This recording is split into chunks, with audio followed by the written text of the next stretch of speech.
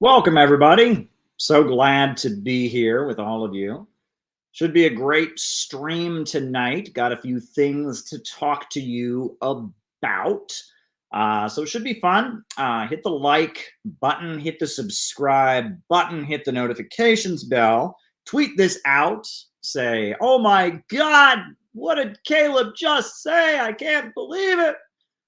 That would be cool. Or you can just, encourage people to watch us, post this on Reddit, post this on your Facebook. Bring your friends, right? Let's have a party. Let's have a nice party here in my lovely Brooklyn apartment. We'll have a digital post-COVID era party in my apartment tonight. It's going to be fun, everybody. Let's do it. Spoken of the American century. I say that the century on which we are entering can be and must be the century of the common man. A radical redistribution of economic power. I mean, we know that racism is just a byproduct of capitalism. Everything would be all right if everything was put back in the hands of the people. We need a government that will make sure Americans are taken care of and organize the economy to serve the people, not the profits of a wealthy few. We now have the techniques and the resources to get rid of poverty. We got to start getting out there with the people. Get out of the movement and get to the masses. We need a government of action.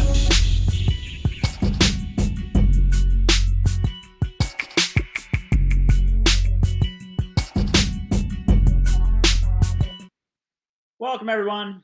So glad to have you here with me tonight. Should be just kind of another one of our streams. Happy to answer any of your questions. The way these streams tend to work is I give opening remarks, and while I give these opening remarks, I am writing down your super chat questions. So there's something you want me to talk about in the second half of the show, a question you'd like me to answer, something you'd like me to reflect on. By all means, shoot me a super chat. I will write down your comments, and in the second half of the show, I will give you some kind of answer. It may not be the answer that you like, but I'll try to give it to you. And really, it's you all and your super chats that make the second half of this show so darn good. Really, the second half of the show, sometimes we have wild conversations that go all over the place, and it's all because of you guys, because you guys can make it happen. So by all means, if there's something you want to hear about, super chat, that's the best way to do it. I write them down, and then when I'm finished with my opening remarks, I give the roll call where we find out who's on the other side of the camera. We're a happy little family here. We get to find out all the different people that are watching from different parts of the country. And then after that, I start answering super chat questions. So that's basically how it works. We're a little earlier tonight than we have been. It's 9 p.m. Eastern, just after 9 p.m. It's 9:04 Eastern Standard Time. This mic is not plugged in. What's going on here? There's an issue with the audio. Let's see if the audio is... No, it's not. That's not good. How's the audio? Much better now, right? Much better audio right now. I don't know what was going on there, but fix the audio for you. There we go. Got to have the mic on. Much better to hear my voice with the mic on. Don't know what was going on there, but here we are. And so, yeah, if you got something you want me to talk about in the second half of the show, shoot me one of those super chats. It can be whatever you want. Again, there are a few things I won't answer, but for the most part, I will just give you the best answer I can do. So there you go. And that's how it works. We are encouraging people to tweet this out.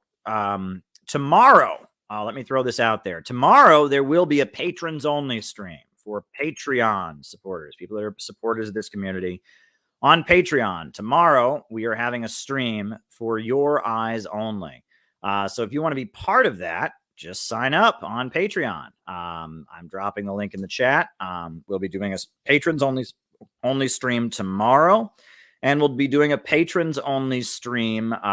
We usually do one around the first of the month, so we'll be doing one in early January as well. So if you want to get in on the action, tomorrow's patrons only stream. Now is your last chance. If you want to be able to be part of one of these small and intimate conversations that I have with people. Now is the time to sign up for that. Also, for those who may not be aware, the Center for Political Innovation is back in business. We have weekly Zoom calls. We're having a conference on March 25th, location to be announced, details forthcoming as we figure out exactly how it's going to go. So if you'd like to join the Center for Political Innovation, all you got to do is sign up and join. We're having weekly Zoom calls, national conference on March 25th. That's exciting as well. So good stuff happening, folks. Good stuff. And I guess if there's no further ado, I will jump into my opening remarks. Folks, I'm working on a new book. My goal is for the new book to be available for the March 25th conference we're having. And I have taken it upon myself to write this book because of the fact that some of the analysis put forward on these streams is very, very unique. And I don't think it should be, because a lot of these are concepts that I myself have not invented. But on these streams, we put forward an understanding of why we're in the crisis that we're in. And it's an analysis that you just don't hear other places. And I draw heavily from Nelson Peary, the great black Marxist revolutionary. That's him right there. In his book, The Future is Up to Us. I draw heavily from Fred Goldstein and his book, Low Wage Capitalism. All right, I draw heavily from that book. I draw heavily from High Tech, Low Pay by Sam Marcy. I draw heavily from, I think it's over here somewhere, Harvey Braverman, Labor and Monopoly Capital. I don't know where it is, but I draw heavily from that book as well. I mean, this is just kind of basic Marxist economics, but it's been kind of lost. But it is really one of the key ways to understand the crisis we're in, because we're in a society-wide crisis, and everybody knows it. The life expectancy in the United States is dropping. The suicide rate is through the roof. The opioid addiction rate is through the roof. 60% of American workers report living paycheck to paycheck. The food banks, there's a run on the food banks like you wouldn't believe. 27 different states at this point have municipalities that are unpaving the roads. They can't afford to maintain regular paved roads. We are facing a very, very serious crisis. And why? Why? Why are we facing this crisis? Well, I think to really understand the crisis we're in, you got to think back to a movie. It was a really popular movie that came out in the year of 2014. 2014, same year that the Ukraine stuff started with the Euromaidan coup. In the movie theaters of America, there was a movie called The Imitation Game. And I, like many others, went and saw this movie. It was nominated for many Oscars and awards. And the movie The Imitation Game, I don't know if you saw it, this movie told the story of Alan Turing. Do folks know who Alan Turing is? Alan Turing was a mathematical genius who lived in the United Kingdom.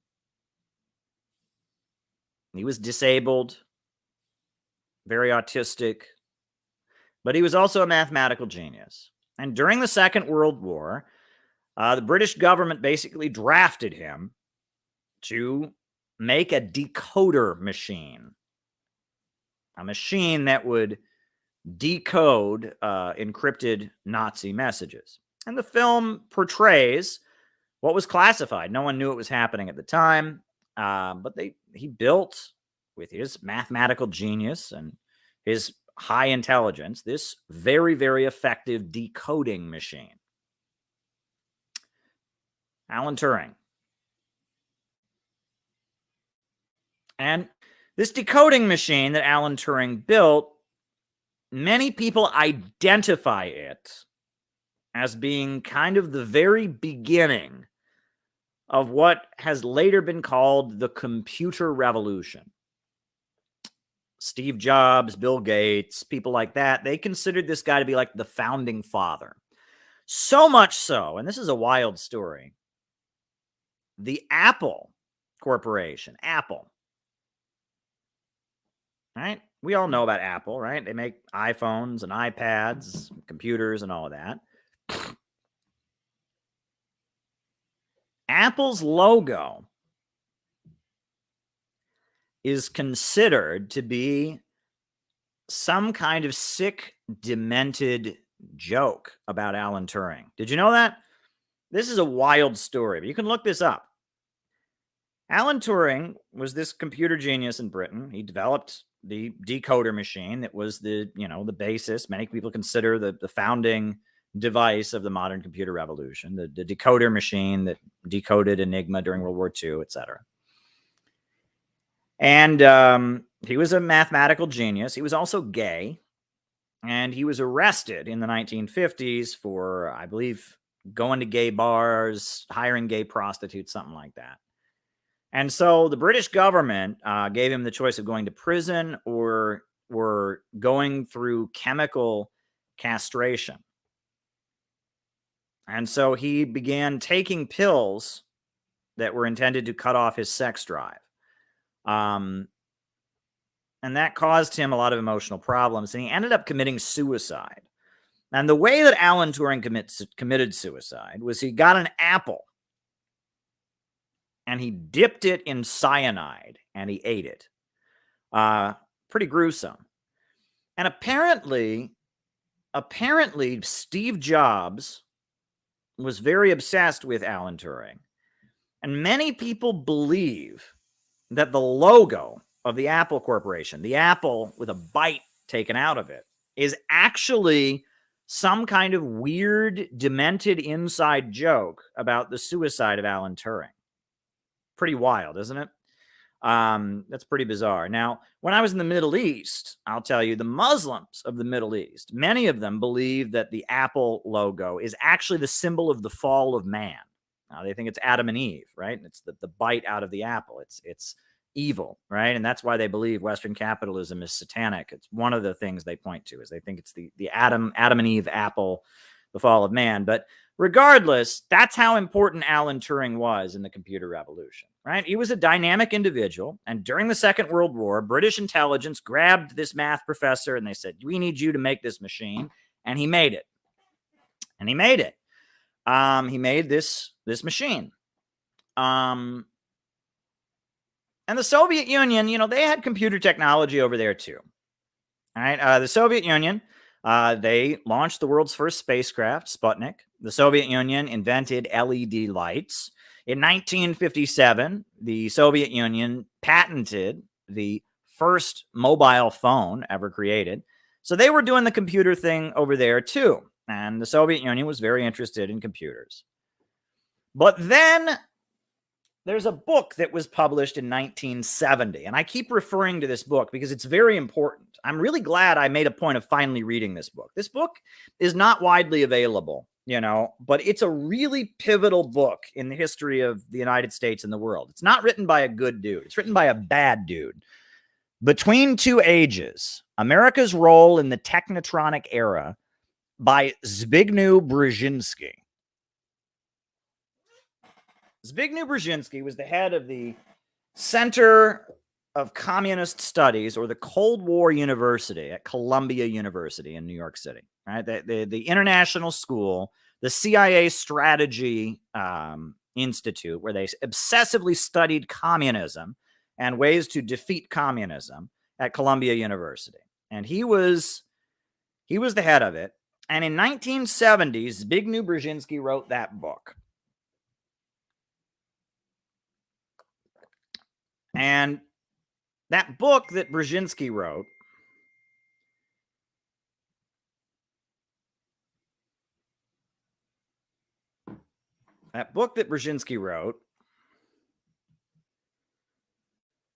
was very pivotal in changing the strategies.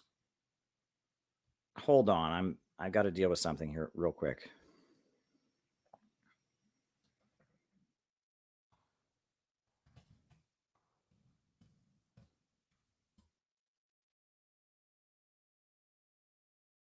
Sorry.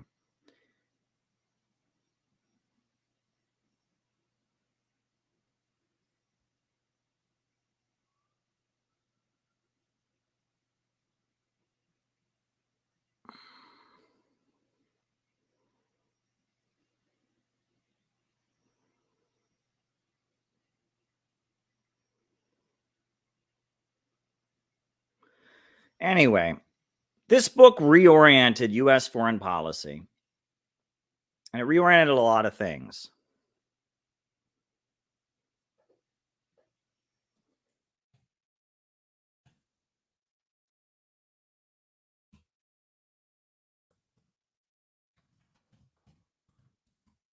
Reoriented a lot of things. Writing it down. Writing it down.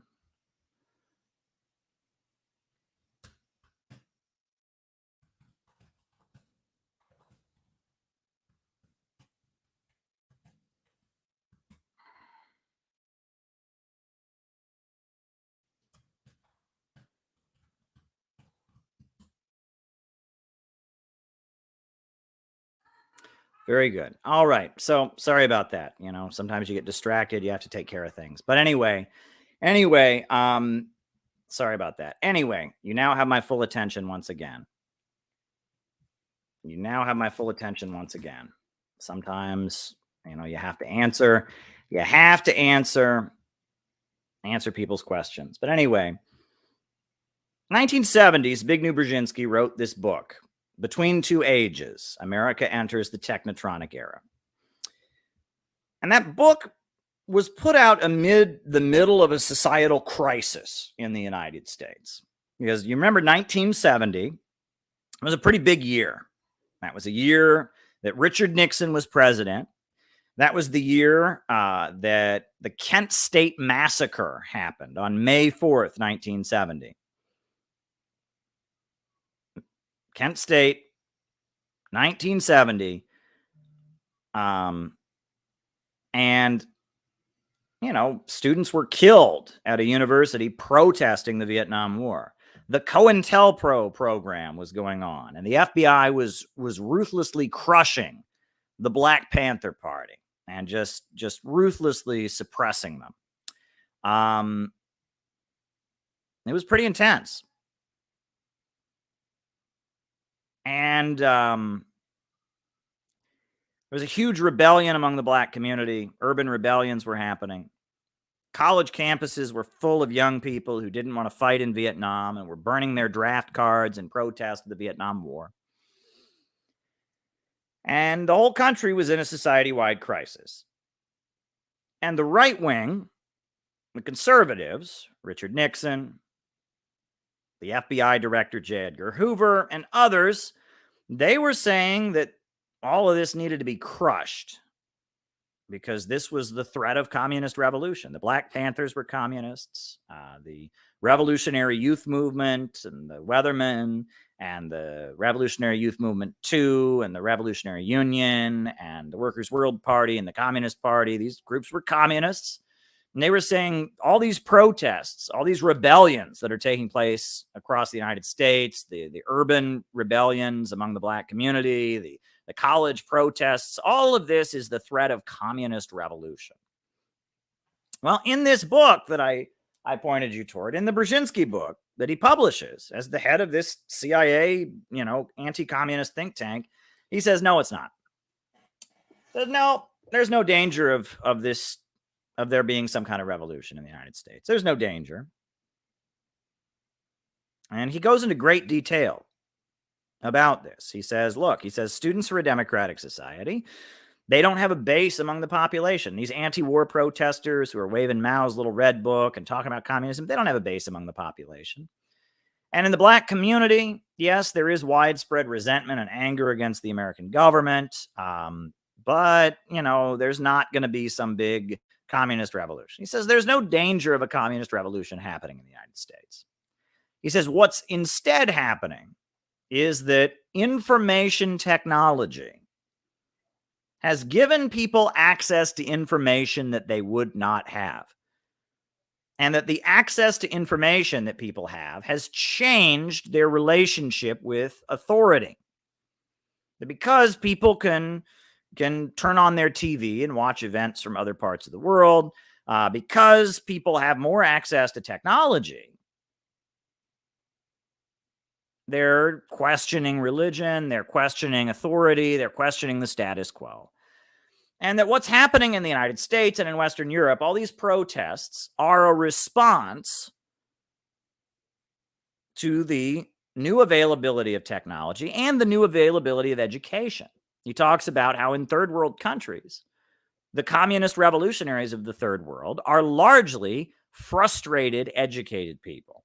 It's people who have access to education in the third world, who get education and become aware of the conditions in their country and how lopsided the world is, and based on that become very angry. And he says, look, the reason that there's a wave of communist revolutions going on in the third world is because all these people in the third world didn't have access to going to college before. And they go to college and they learn how screwed up the world is and how unfair the world is to the developing world, and it makes them angry. And so they decide to be communists. And he said in the black community in the United States, black people were going to college and getting degrees and getting, access to information more than they'd ever had before. And they were angry, right? That he says basically that the profile, it's very interesting. He's doing all kinds of psychological research on American 1960s activists. He says the profile of your typical college radical, and on American college campuses back then, your profile of a typical black revolutionary during this time was a person who got college education, realized how screwed up the world was, and based with their education became frustrated. He's writing about this. And he's saying that what's happening, this is just kind of a phase the world is going through because accessibility of information, accessibility of education has changed. People around the world and people in the United States who didn't normally have access to education are now getting it. And they're angry about what they see. But there's no danger, he argues, in them building up a huge base among the population because the economy is still strong. And then he goes on from there to say, actually, this is just kind of a renegotiation of social norms. People are questioning traditional morality, sexual morality. People are questioning, religion and the family structure. People are less interested in serving in the military. He said this is just a cultural adjustment, he argues. And it's based on the changing nature of information. And he says, actually, rather than resisting the new left, he argues that, if anything, the United States can use the new left to bring down the Soviet Union. And he says the Soviet Union has a very similar problem. Access to information, access to education is also increasing in the Soviet Union. People who, because of communism, people around the world, people in the former Soviet Union and places like that, who never would have had a chance to go to college or going to college, and they're getting frustrated. And he said, we can utilize the new left to manipulate communism. And that's what he argues. And he says that information technology, television, broadcasts, etc., the very beginnings of computers, he says all of this is leading to a situation where we can, quote, Americanize the world. If the United States can sit at the center of the information technology revolution, if this new computer thing that Alan Turing started, it's already starting to move ahead in the 50s and the 60s. And he says, if we at the United States, if we can be at the center of this, and if we control the means of information, we can basically rule the world. We can Americanize the world. Our values, free market capitalism, radical individualism, can become the prevailing viewpoint in the world because we will control the means of information. That's what he argues. And then we know what happened. Richard Nixon was forced to resign from office. And then Henry Kissinger and Zbigniew Brzezinski formed something called the Trilateral Commission. It was a think tank.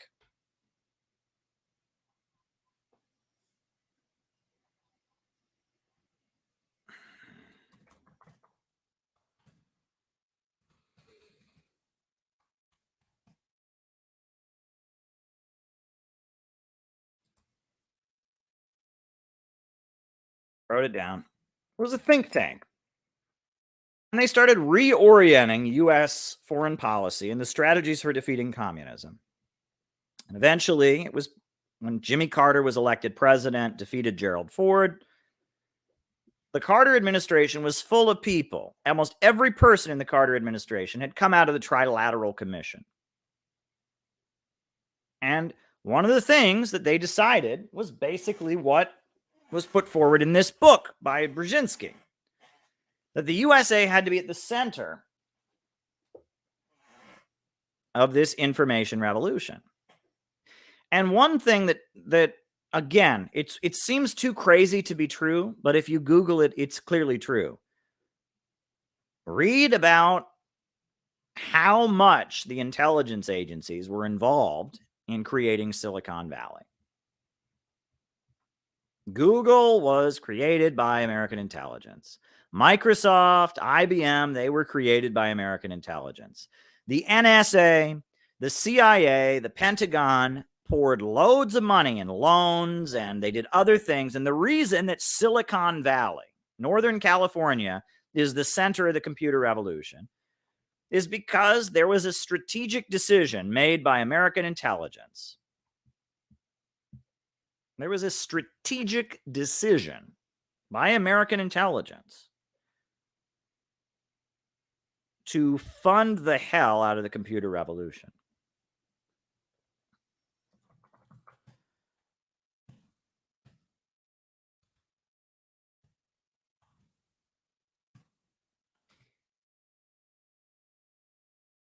They worked very, very hard to pour American money into making the United States the center of the computer revolution.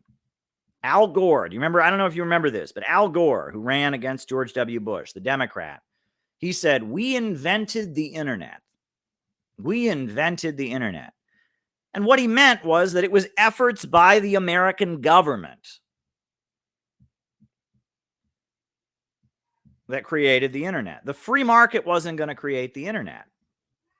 The American government and the American intelligence agencies got together and they conveniently built Apple, they built IBM, they built Google, they built Amazon, they put the military in there, and that the computer revolution, as we know it, is very much the work of American intelligence and the work of the American military. I'm really glad to hear that. I'm glad I'm a hero to you. Thank you. Thank you. And it was the American intelligence apparatus and the American military that brought us the internet, that brought us computer technology, that brought us the computer revolution. The free market wouldn't have done it. And the Soviet Union, they had great strides towards this. You have to remember there was a treaty. I'll actually read you the name of the treaty in case you didn't know about it. There was a treaty, a NATO treaty, it was called the Coordinating Committee for Multilateral Export Controls.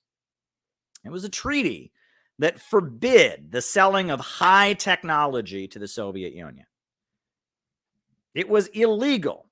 If you went to, you worked at IBM and you took an IBM computer on a plane to the Soviet Union, you could go to jail.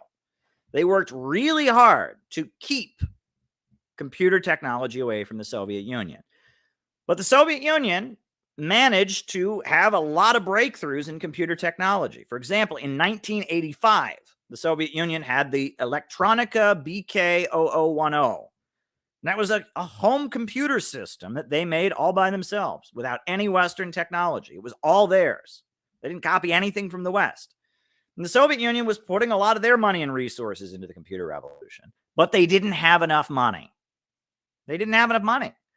The Soviet Union had been an impoverished agrarian country at the time of the Bolshevik Revolution. They'd been through World War II, and they had very smart computer scientists, and they invented space travel, and they invented LED lights, etc. But they just didn't have as much resources to devote to the computer revolution. Whereas U.S. intelligence realized the free market wasn't going to make it happen. So the military, just like during World War II, the military in Britain grabbed Alan Turing. At the advice of Brzezinski and the Trilateral Commission, the American intelligence apparatus, the CIA, the NSA, the U.S. Armed Forces started grabbing computer scientists. They grabbed Steve Jobs, they grabbed Bill Gates, and they said, go set up corporations, we'll loan you the money, we'll conveniently arrange things, and we had the computer revolution. And the Soviet Union couldn't keep up because they were impoverished and because they were the subject of a blockade that prevented them from getting access to high technology. The USA was at the center of the computer revolution.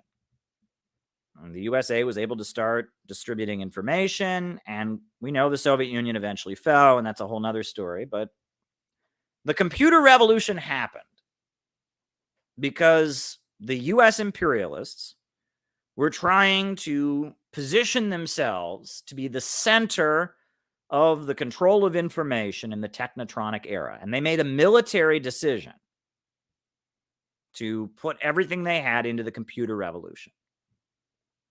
And it worked. Computer technology is a huge, huge game changer. However, the computer revolution has made the capitalist system unsustainable. The computer revolution has brought on a long-term economic crisis that capitalism will not be able to solve. The computer revolution that was created and strategically created by the American military and intelligence, they worked overtime, they invented the internet, they did everything they could to advance computer technology, has led to a situation where capitalism is in crisis. It's at a dead end. And you can thank my amazing wife, Metches.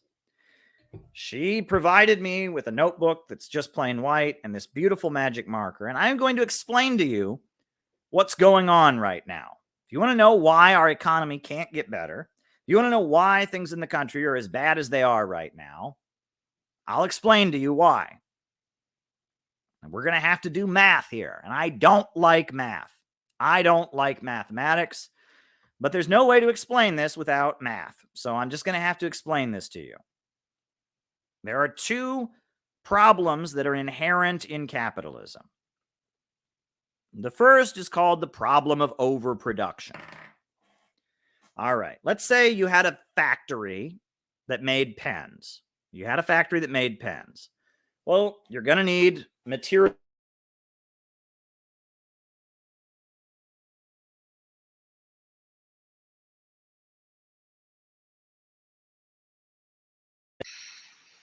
On top of that, you're going to need to ship the pens to the places that you sell them. So that's B.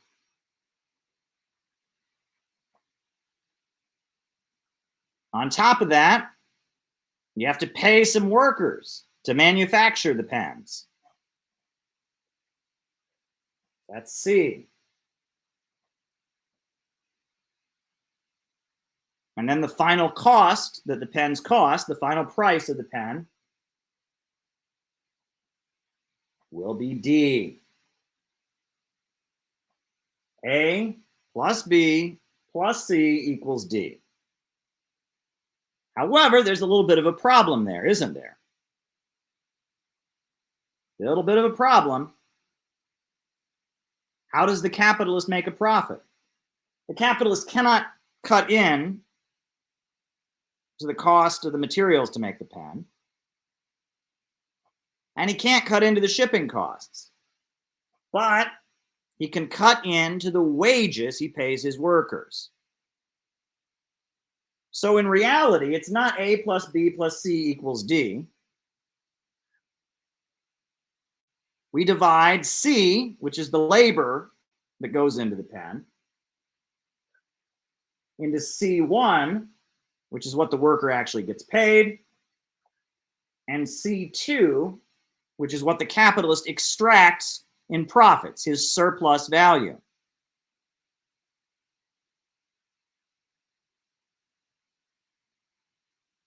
Right? The profit of the capitalist is derived from C. The worker doesn't get the full product of what he produces. And this is called surplus value, right? The idea that the profits of the capitalist are extracted from the value put into the product by the worker. Now, that's important to understand. That's not why we're in the crisis we're in. The reason that we're in a crisis is for a couple reasons. First of all,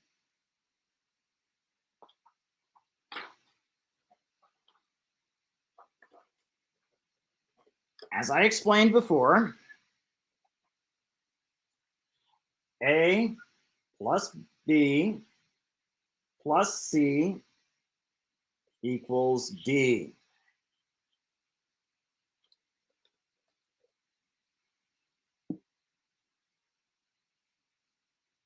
C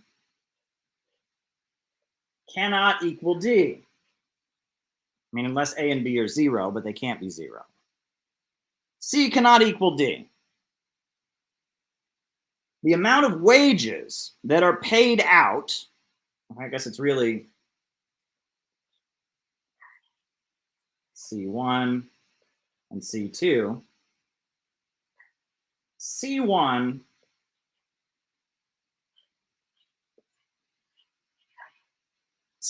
cannot equal D. The wages that the worker is paid are never enough to purchase the product that he produces. And this is a constant problem for capitalism. The worker can never buy back what he produces. You always produce more products than wages are put back into the economy. And the purchasing power of the worker is never enough to buy back what he produces. And this is a constant problem. And in capitalism, you have a frequent development of what they call gluts, which is when the market has so many products that it leads to an economic downturn. In the state of Missouri, there is a mountain of cheese. Do you know about this? There is a mountain in Missouri where they have caves, and there is over $1 billion worth of cheese in the mountain. And why is that? Because in order to keep the costs of dairy from crashing, the government goes and buys millions of dollars worth of cheese and buries them in a mountain. This is a fact. And that there's all kinds of mechanisms the government has created to try and deal with this problem. The fact that the worker cannot buy back what he produces. The amount of wages paid out can never be enough to buy the product. There's always going to be more products than there is purchasing power on the part of the worker. The worker cannot buy back what he produces. But it gets more complicated. So again, the problem of overproduction, this basic problem of overproduction, that the worker can never buy back what he produces, that's always there, and it's always a constant problem in capitalism. However, there's another issue that compounds that problem. This is called the tendency of the rate of profit to fall. So we've got A plus B plus C equals D. That's C1 plus C2 equals D. A plus B. All right, this is our mathematical formula here. The capitalist wants to reduce the cost of production in order to maximize his profits.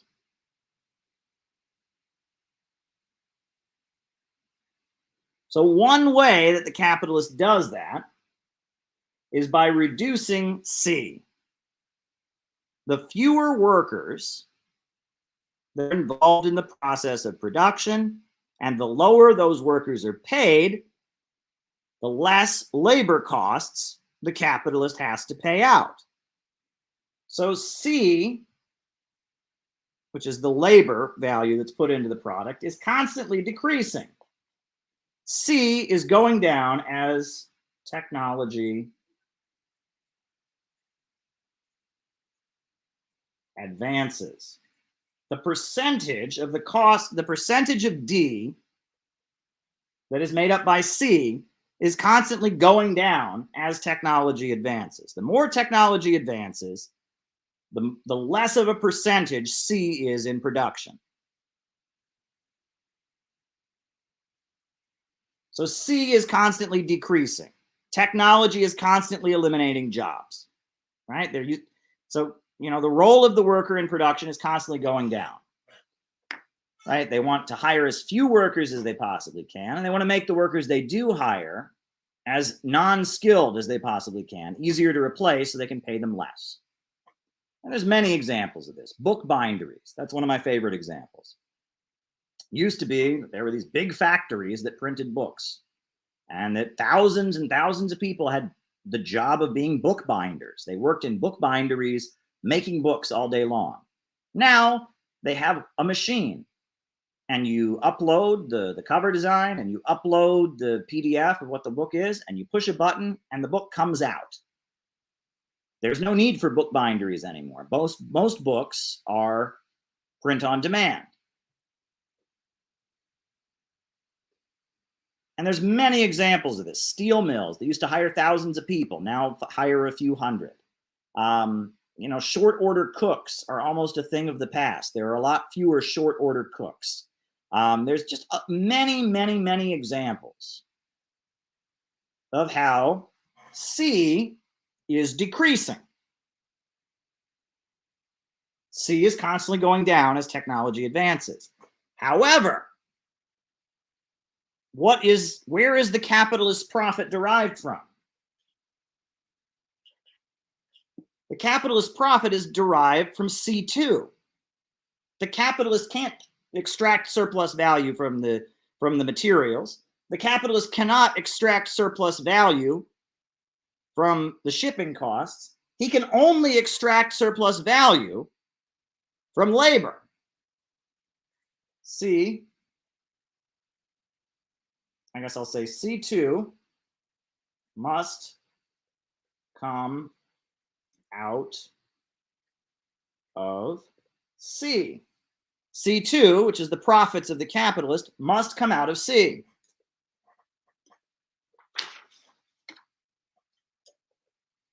So as C decreases, C2 also decreases. The amount of profit that the capitalist can make off of every product is constantly decreasing because he can only extract profit from human labor. Only human labor creates surplus value.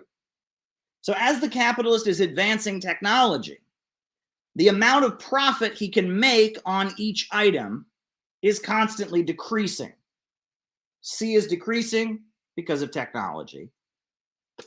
And on top of that, the profit, the surplus value that the capitalist makes is also decreasing. And this is called the tendency of the falling rate of profit. And because the amount of profit that the capitalist is making on each product is decreasing, the capitalist then has to make even more products. We've already got a situation where C can never equal D. C can never equal D. But we've got a situation where this problem of C never equaling D is further exacerbated. And this is called the tendency of the rate of profit to fall. That the capitalist is constantly producing more than the worker is ever able to purchase. And when you have a huge leap in technology and it becomes more efficient than ever for a capitalist to produce goods, more efficient than ever, And the capitalist has to hire fewer workers than ever before to produce it. And you already have a problem where even under good times, even in good economic times, the worker can never buy back what he produces. But then that gets exacerbated by a huge technological leap. You're going to have a long-term crisis of overproduction. And if you look throughout history, the great economic crises always come after a big technological leap. For example, the Second World War was preceded by the Great Depression. The Great Depression was the result of assembly line innovations. Henry Ford, Taylor, others had developed the assembly line and made production and the creation of products more efficient than ever. Writing it down. And as a result, this led to a big crisis that ultimately led to the Great Depression and the Second World War.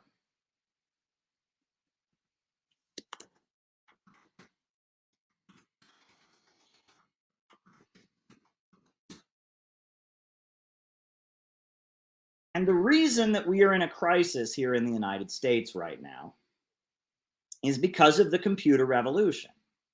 It's because the computer technological innovations, 3D printers, artificial intelligence, computers can trade stocks better than people can. Computers can do almost everything better than human beings can. It has led to a situation where there are fewer workers than ever at the assembly line. The industrial worker has been almost eliminated. And at the same time, there are more products being produced than ever before. The tendency of the rate of profit to fall, the problem of overproduction are now being exacerbated by a huge technological leap.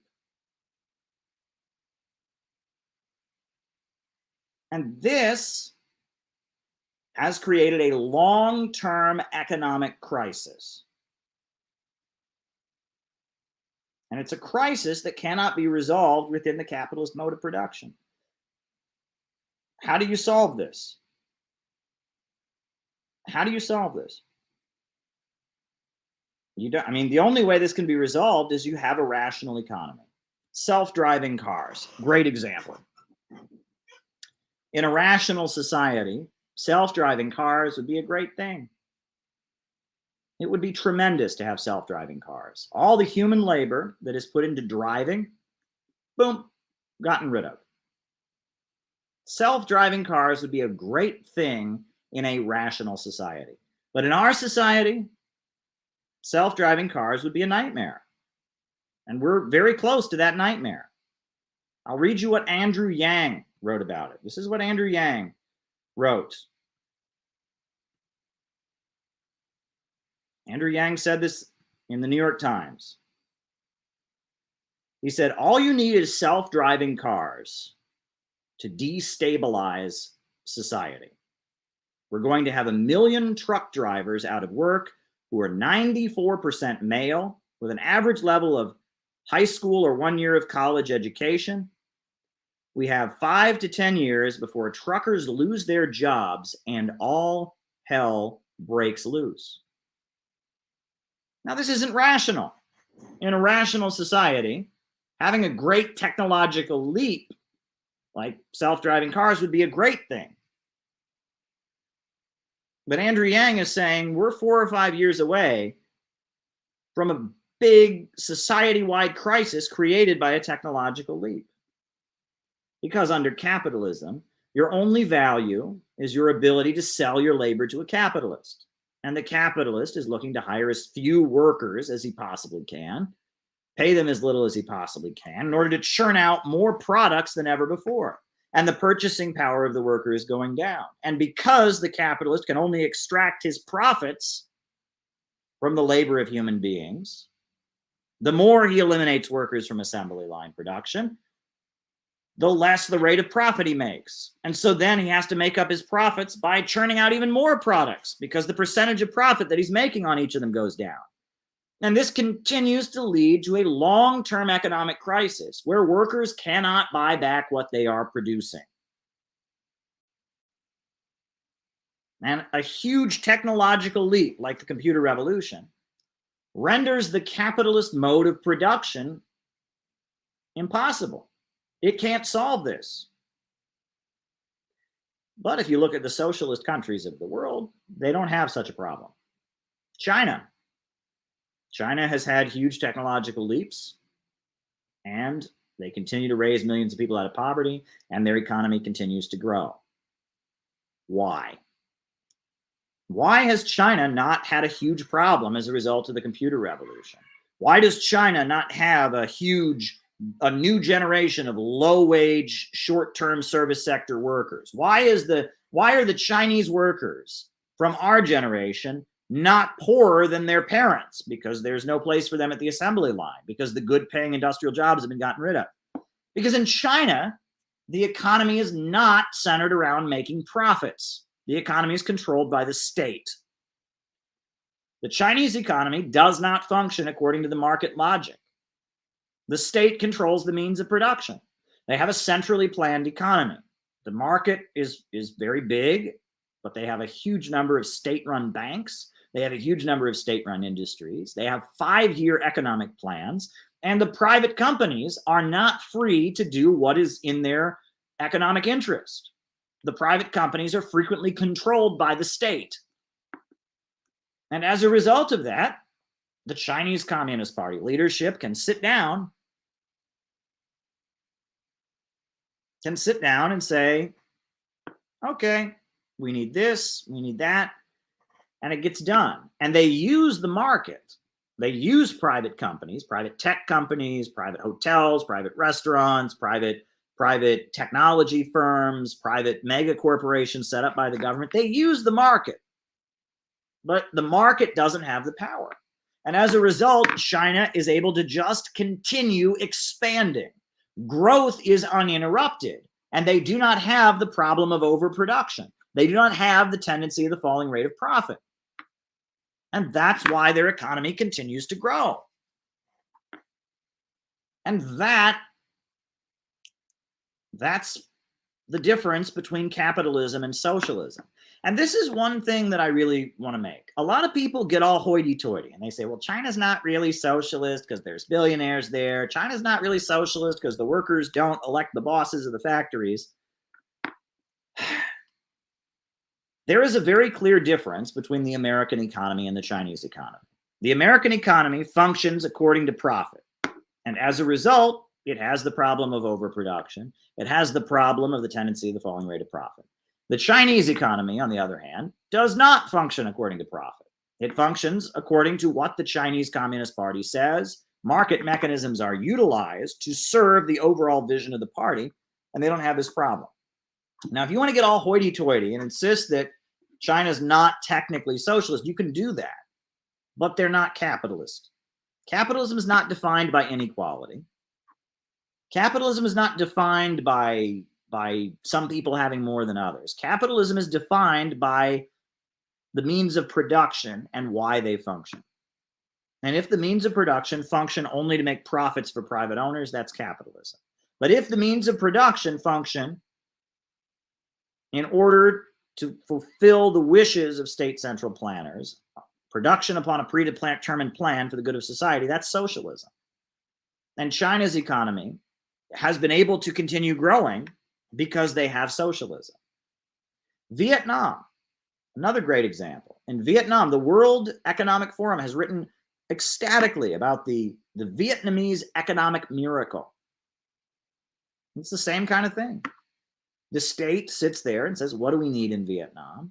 And it starts subsidizing private businesses and directing state-run businesses, and it makes it happen.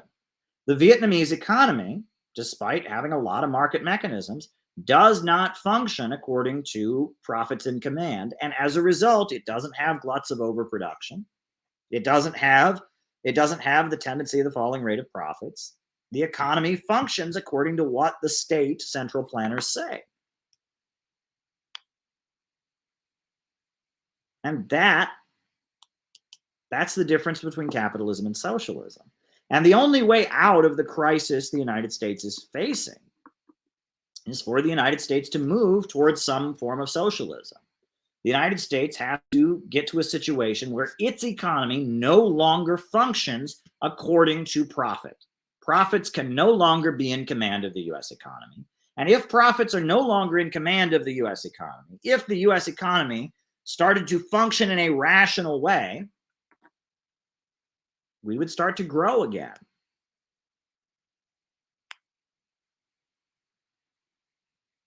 And if we had a government of action that fought for working families, that government could simply force the centers of economic power to produce in a way that we started growing again. It's not that hard to understand.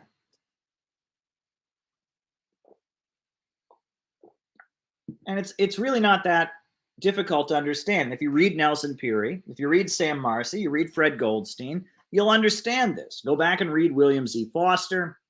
Go back and read Moishe Olgin. This has been the communist, Marxist-Leninist understanding. The problem of capitalism is that under capitalism, abundance creates poverty. Under capitalism, people are homeless because there are too many houses. People are hungry because there's too much food.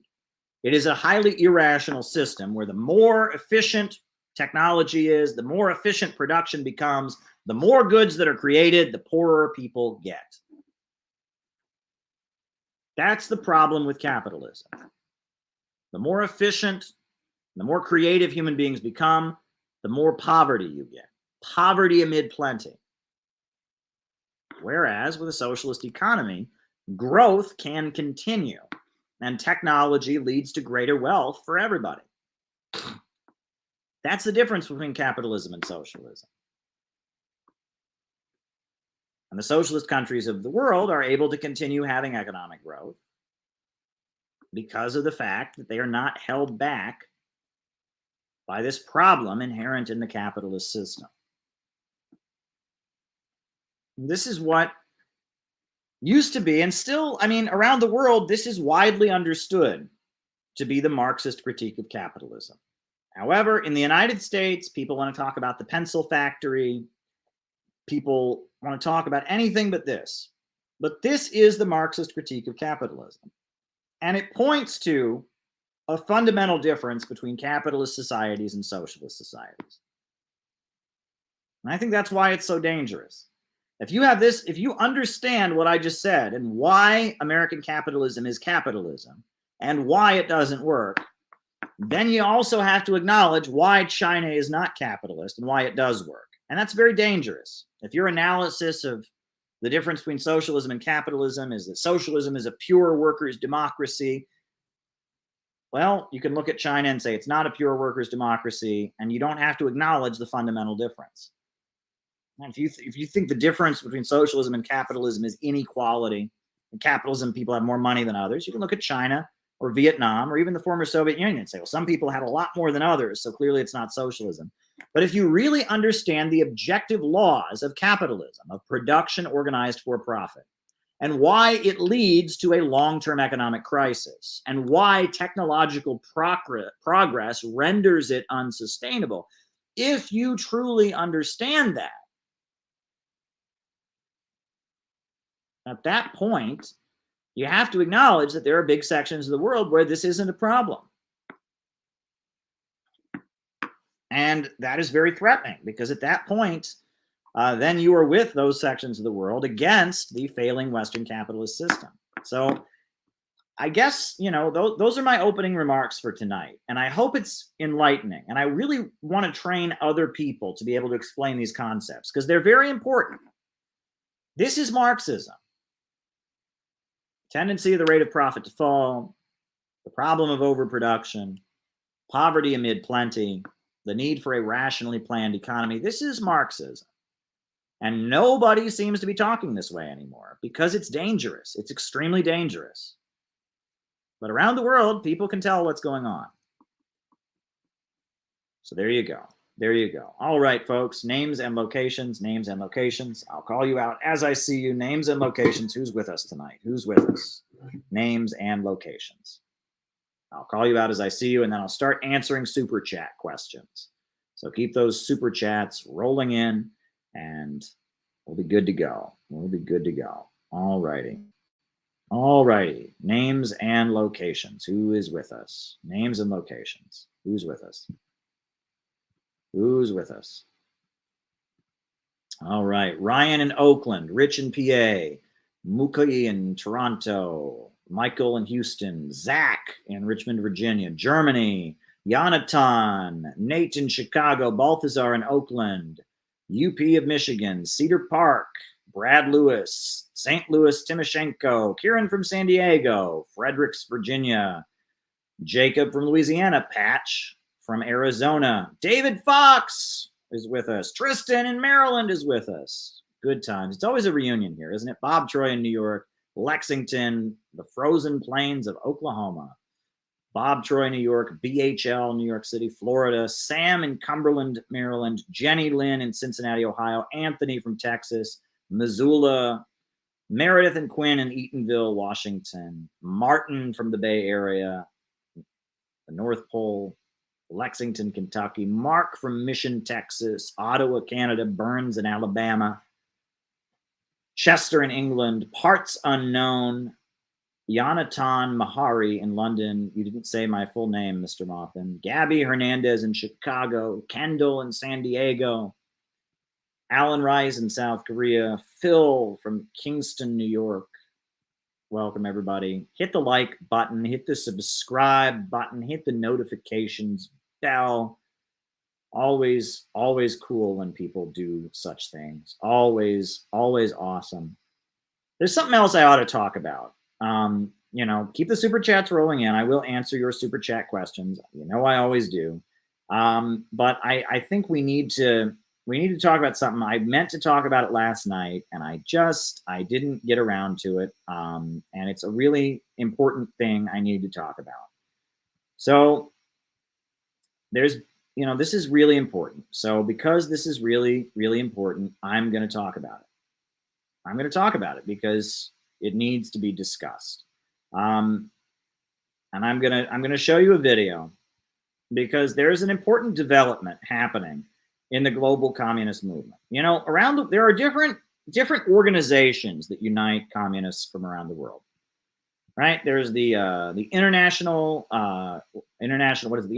Conference of Communist and Workers' Parties, Tyler in Missouri. Right? There's the International Conference of Communist and Workers' Parties that exists, which kind of holds together a lot of the various communist parties of the world. There's a bunch of different Trotskyite Fourth Internationals. The Workers' Party of Belgium has something called the International Communist Seminar. They used to have for a while. And there are different groupings of communists from around the world.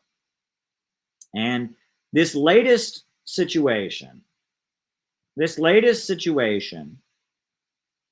with the conflict in Ukraine, this has led to a serious regroupment in the global communist movement. And the Center for Political Innovation, as much as we are a US-based organization, we have international friends and international ties. And there is a new international alliance of communist groupings. We're not a party, but communist groupings that has emerged. And it's called the World Anti-Imperialist Platform. The World Anti-Imperialist Platform. And I can point you toward the website. The website is called WAP21.org. And it is a grouping of international communist parties that have come together to basically take a solid position on international events around 14 points. It's called the Paris Declaration. And it's around, I believe it's 11 points. And the Center for Political Innovation has decided to sign on to the World Anti-Imperialist Platform.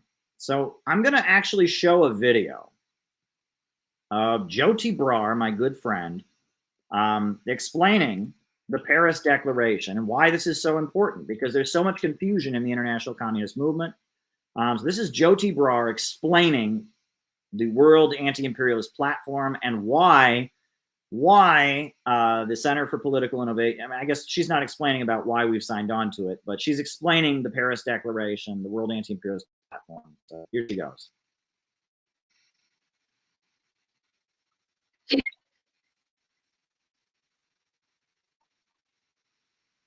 Most of the parties and the political organizations. Thank you, comrades. Thank you for a really inspiring day. It's been wonderful to hear so many speeches and to find out there are so many parties who hold true to a scientific socialist analysis of the world and are doing what they can to bring that to the people. I'm not going to say very much beyond reading the declaration. I know that you've all read it already, but I think we need to, at the end of this day, we need to hear it again and really think about what it means. But just very briefly by way of introduction, I feel today we're facing in the world a Zimmerwald moment. I'm sure I don't have to explain to people in this room what that means.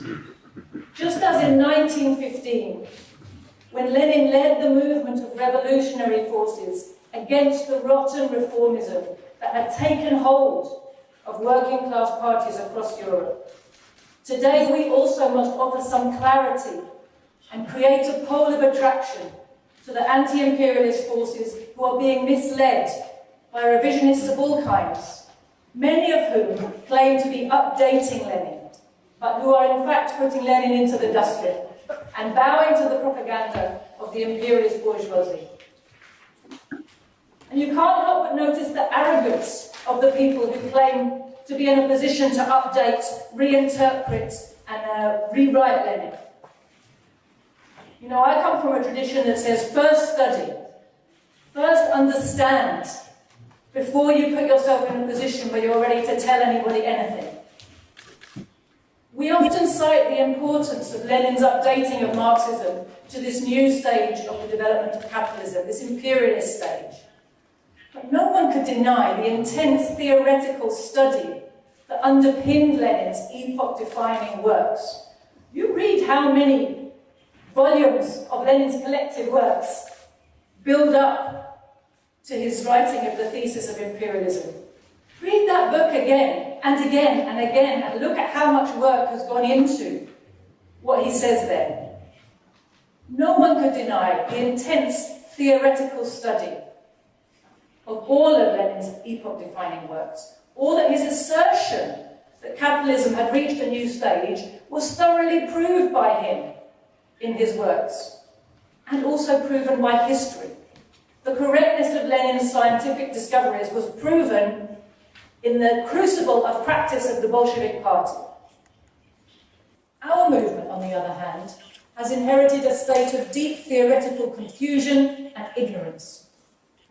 It's really a sign of the times that there are many parties in the oppressed countries that are not socialist, but who are able clearly to understand the primary characteristics of the world situation, whilst many so-called socialists find it impossible to agree about the nature of Russia and China and the definition of imperialism.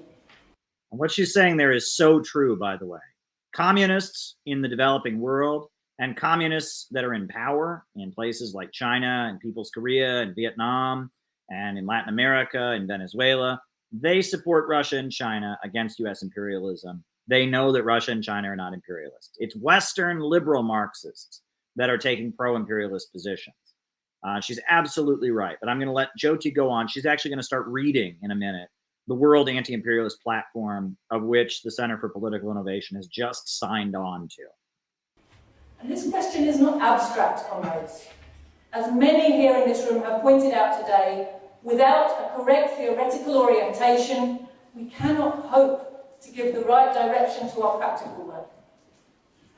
Those workers who are under the influence of wrong ideas are being demobilized from meaningful and militant anti-war activity. And this is not only tragic for them, but dangerous for our movement and the prospects of our success.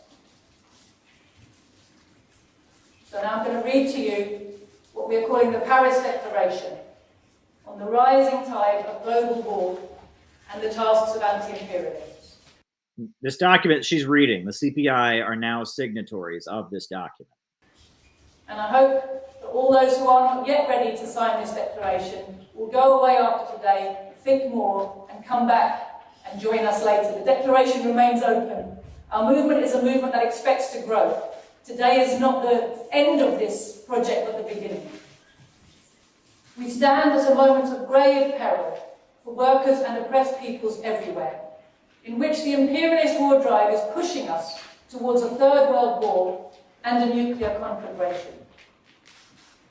Even as NATO's aggression in Ukraine is failing both militarily and economically, the USA's desperation to save its hegemonic position in the world means it cannot back down, but is instead looking for ways to expand and prolong the war.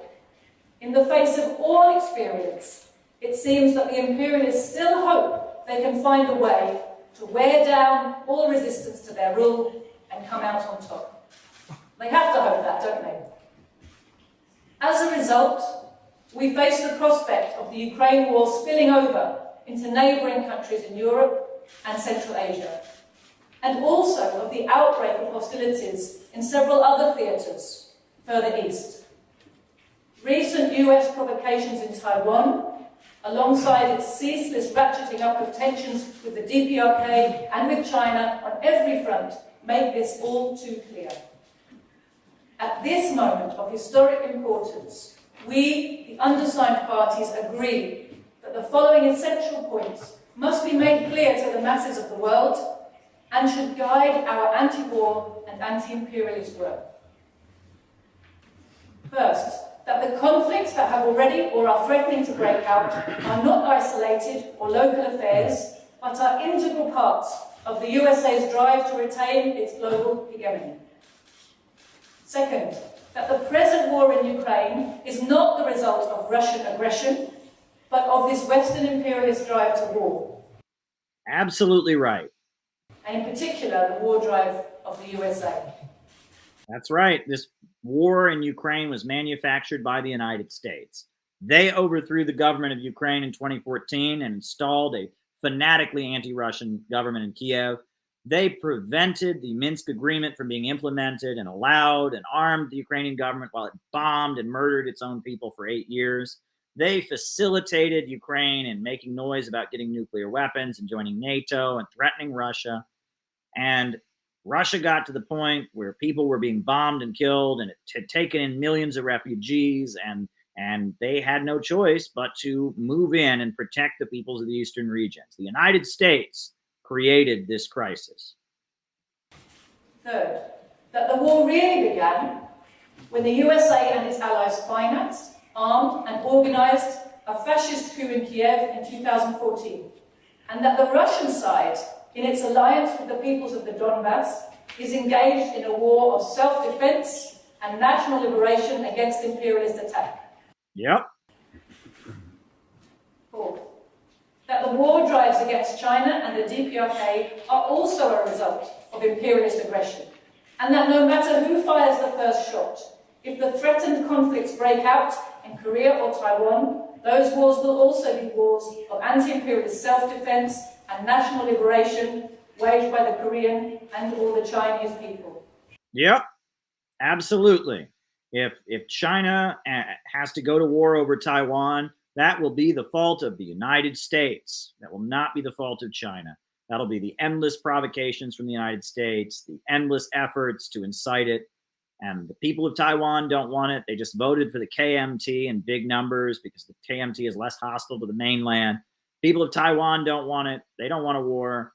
And it will be the United States using the lives of Taiwan, the people on the island of Taiwan, as pawns to try and threaten China. And just like Ukraine, or just like with North Korea, if a war erupts in North Korea or Taiwan, that will be the fault of the United States. Fifth, that Russia and China's ability to defend themselves and others does not indicate expansionist ambitions or imperialist economics.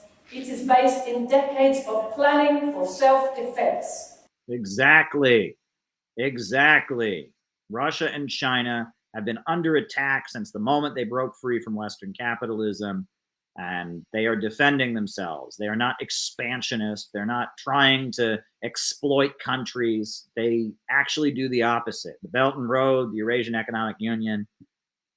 Initiated by the socialist governments of the USSR and the People's Republic of China. And if you want proof of that, just look at what kind of armies Russia and the USA have in the Ukraine. The imperialist media constantly talk about how the Soviet air defences are the best in the world. Air defences. What do the USA invest in? Bombers. Just think about that when you're thinking about the characterization of these two armies. It's not just armies bad, as the kind of vulgar pacifists want to tell you, who are subservient to bourgeois ideology. There are two types of armies in this conflict, and they're very differently constituted and used. There is no economic data to justify characterizing China or Russia as imperialist. These are countries that do not live by super-exploiting or looting the world. Absolutely. They do not put other countries into military, technological, or debt slavery. On the contrary, the beneficial terms of trade and the technological and military assistance they offer are giving smaller developing countries the chance to break out of imperialist enslavement. 7. That Russia and China are the targets of imperialist aggression because both, by retaining their own independence and by assisting other nations to gain theirs, they represent a serious threat to the imperialist world hegemony. 8. That the growing alliance between Russia and China offers hope to the people of the world. Hope of an alternative to US domination and imperialist super-exploitation. Yep, absolutely it does. Absolutely it does. A strong anti-imperialist camp is our people's best defense against the aggressive plans of the bloodthirsty NATO alliance. Absolutely. We should love Russia and China and the role they're playing in the world, rolling back the power of US imperialism, allowing countries in Africa and Asia and Latin America to build themselves up and bring their people out of poverty.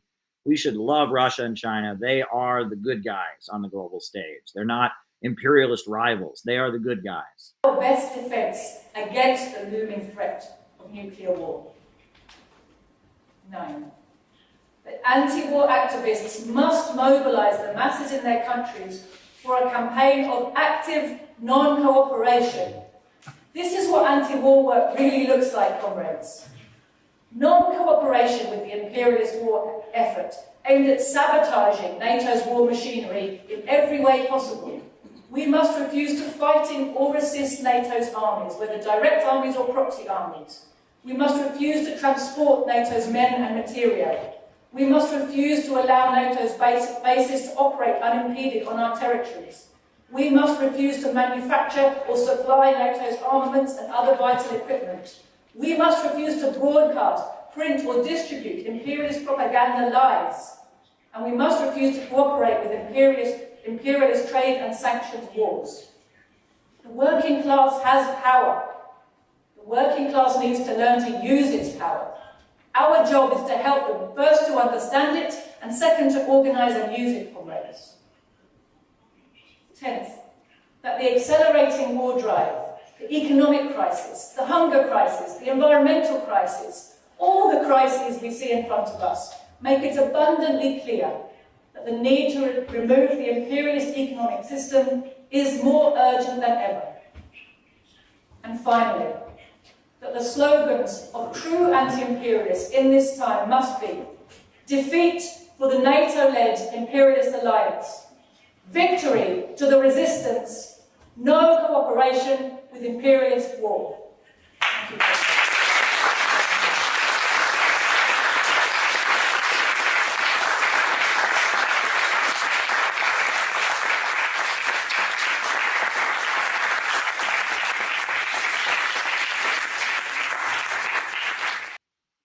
And yeah, I'm proud to say the Center for Political Innovation, the CPI, we are signers of that document. But I'm going to read to you the names of the communist parties and groups around the world that have already signed on to it, because it's not a small list and it's an important list. First, the Communist Party of Great Britain, Marxist-Leninist. That's Jyoti Brar, Harpal Brar.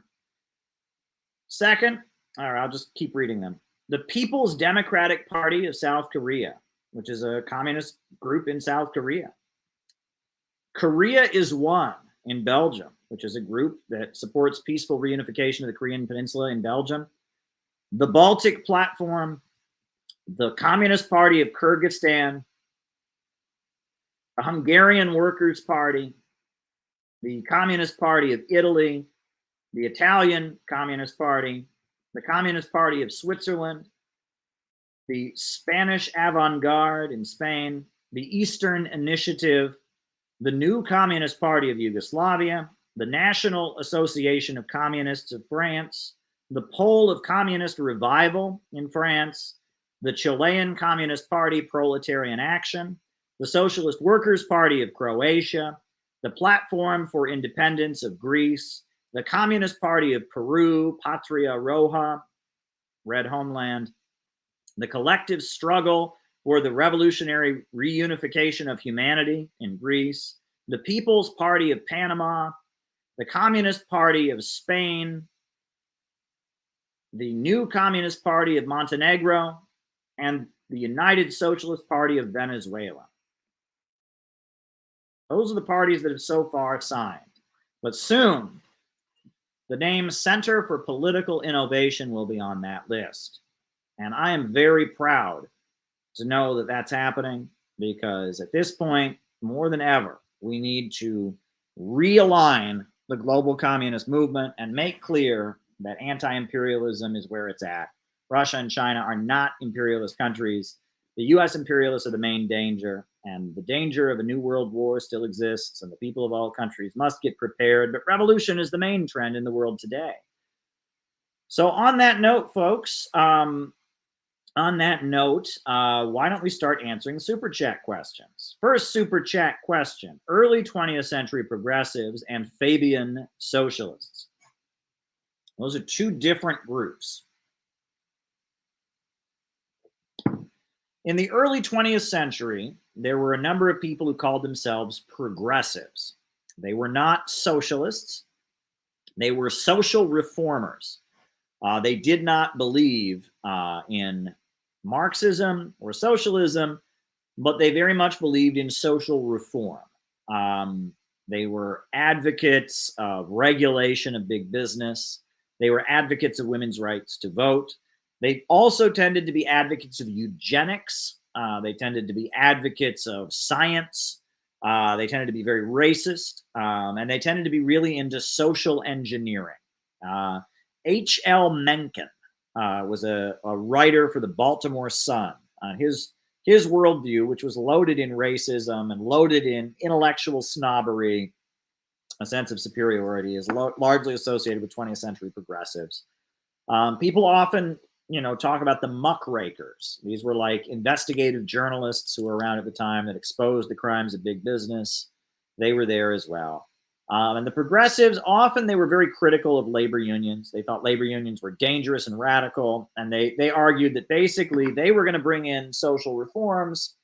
They were going to bring in social reforms that would stabilize capitalism and prevent the need for some kind of socialist uprising. They saw socialism as very dangerous, as violent and bloodthirsty, but they also saw that capitalism was having problems. They were known as the progressives. And Woodrow Wilson, who was elected president in 1912, he was the president who was most closely linked with progressivism. He was a college professor of political science, and he was very much seen as an ally of progressivism. That's early 20th century progressivism. Fabianism, that's a different tendency. And that is that in Britain, there was a group formed called the Fabian Society. And Fabianism, it was named after like a general from ancient Rome. Let me look it up. Fabian, right? Fabian was this general in ancient Rome, and I forget what he did, but there's a There's a name. There's a reason for the name. Let me pull it up. What was the reason? Fabius, right? Fabius was the general. Quintus Fabius Maximus Veracruzus, right? His Fabian strategy sought gradual victory against the superior Carthaginian army, led by the renowned Hannibal, through persistence, harassment, and wearing the enemy down by attrition rather than pitched climactic battles. There was a general in ancient Rome who said you're going to gradually be victorious, not with a big swoop. They were opposed to dramatic revolution. They thought socialism would come one step at a time. And a lot of very famous British intellectuals were associated with the Fabian Society. H.G. Wells. Who else? I mean, many. George Bernard Shaw, Ramsay MacDonald, who was the Prime Minister of Britain for a long time. They were a group of intellectuals within the British Labour Party when it came into existence, who very much advocated reformism. However, in their reformism, there was a lot of elitism. There was a lot of desire to control the masses, a lot of Malthusianism, the belief that there's too many people in the world. They were not Marxists by any means. They were elitists. They were Malthusians. Bertrand Russell is associated with the Fabian Society, I believe. And they were considered to be, they were the right wing of socialism in Britain. And still are. I mean, they're still around, the Fabian Society. And you read H.G. Wells and some of his writings and such, they had a very elitist worldview, a very social engineering oriented worldview. And rather than representing some kind of revolutionary working class movement, they represented what was basically an effort by the ultra rich to stabilize capitalism. Looking for specifics as to why, for a country under siege, suspending civil liberties helps social cohesion. You take people's freedom away, won't they want to revolt? Happy to read and watch previous discussions of this. Interesting. Okay, why does a country under siege take civil liberties away? That's an interesting question, and I'm happy to answer it. All right. Next question. Someone's asking me, I had the first Holocaust denier was a Trotskyist. And they list the name Paul Rasner. I've never heard that before. I will say, though, that Trotskyism and Nazism, there was some overlap. I just read a biography of, I guess he wasn't a Trotskyite. He was from the right opposition, J. Lovestone. J. Lovestone was the leader of the Communist Party. He was a Bukharinite. He was kicked out of the Communist Party USA. And he eventually became recruited as the CIA's labor union guy. But for a brief period during the Second World War, he and his associates were somehow involved with German intelligence, it seems. They were passing out leaflets, opposing the fight against Germany, and they were getting funding from Germany or something. And that becomes pretty clear if you read his biography. Before he was ultimately recruited by the CIA, he was in with the Trotskyites, and he was doing something with fascists. Many people point out that, during the Second World War, the anti-Trotsky propaganda of the Communist Party got to be a little bit ridiculous, right? They were constantly accusing all Trotskyites of being Nazi spies, etc. And it got to be a little ridiculous. But at the same time, there was this weird overlap that Trotskyites, they took a defeatist position in the Second World War, which is outrageous. I mean, you're against the Nazis, for goodness sakes. I mean, but, Trotsky, the writings that he publishes around France, he's saying that, that they shouldn't defend the fatherland, that it should be, the workers of Germany and the workers of France should turn their guns around. He's like neutral. He's calling for a revolutionary defeatist position of France in World War II. That's before his death. You can read his manifestos, his programs, and that Trotsky's worldview was being promoted, and we do understand that in the diaries of Joseph Goebbels and other publications, there was interest in Trotskyism and the promotion of Trotskyism by the fascists. The German and Japanese fascists, both to some degree or other, were covertly supporting Trotskyism as a wing of the global communist movement. that was against the Soviet Union, that was against China. That happened. How much the Trotskyites actually knew that was going on, or how much they were just useful idiots, we don't really know. The other thing that's worth pointing out is that the Allies, I think this is fascinating, the Allied powers, the British, they set up a Nazi Trotsky, which I think is really funny. The Strasser brothers, right? Otto Strasser was a Nazi, and he thought Hitler was a sellout. And his older brother, Gregor Strasser, was executed by Hitler on the Night of the Long Knives. So Otto Strasser fled to Britain. And from Britain, Otto Strasser started making broadcasts calling Hitler a revisionist and saying Hitler wasn't a true Nazi. He'd sold out National Socialism, and that Otto Strasser was the true Nazi. He was the true bearer of the Nazi revolution. Hitler was a big sellout and a phony and had abandoned Nazism.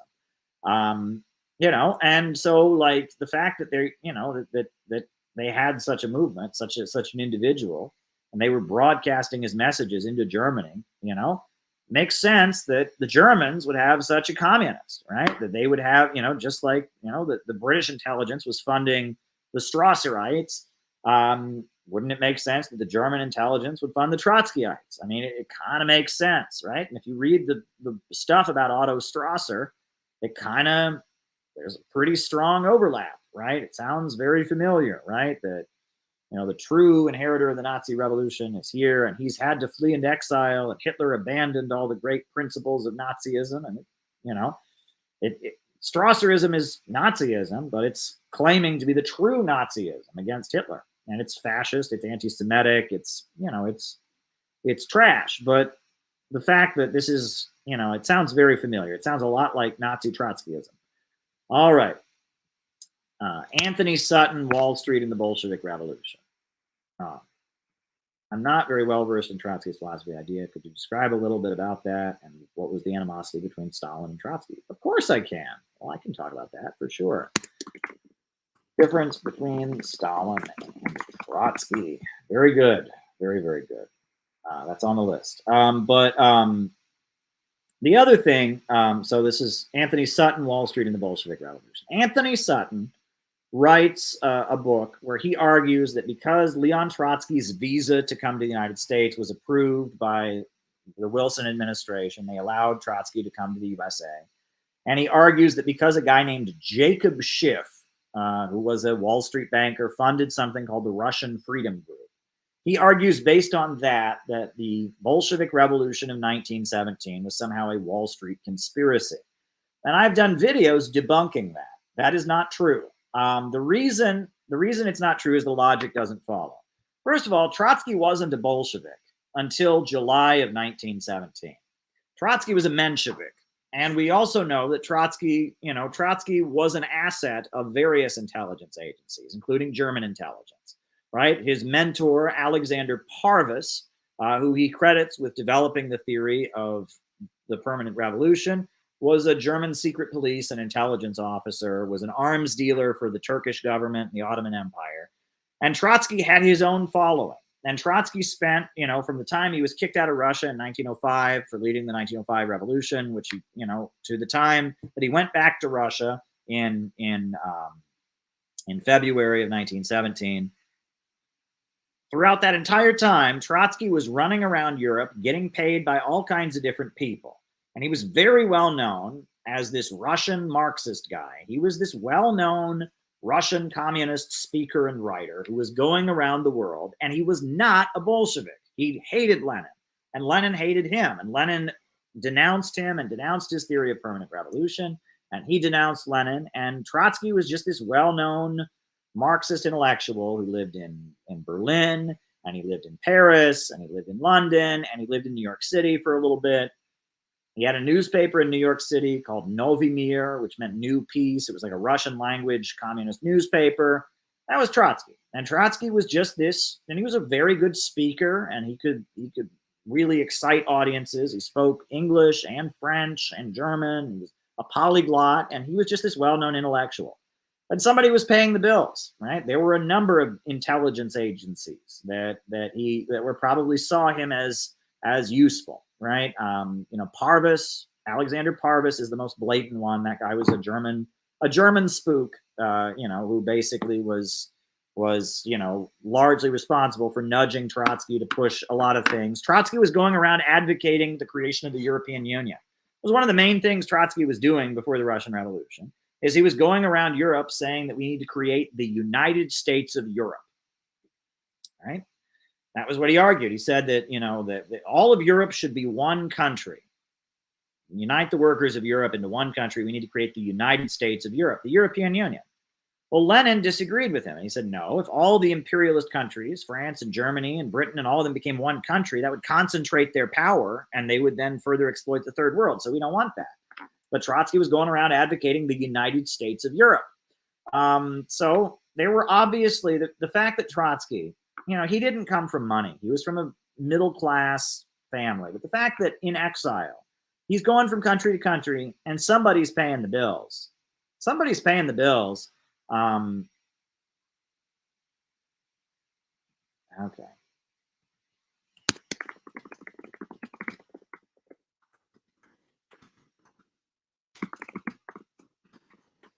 Somebody's paying the bills, and we know, you know, that he was influenced. So Trotsky getting his visa in the United States makes perfect sense, but he wasn't a Bolshevik at that time.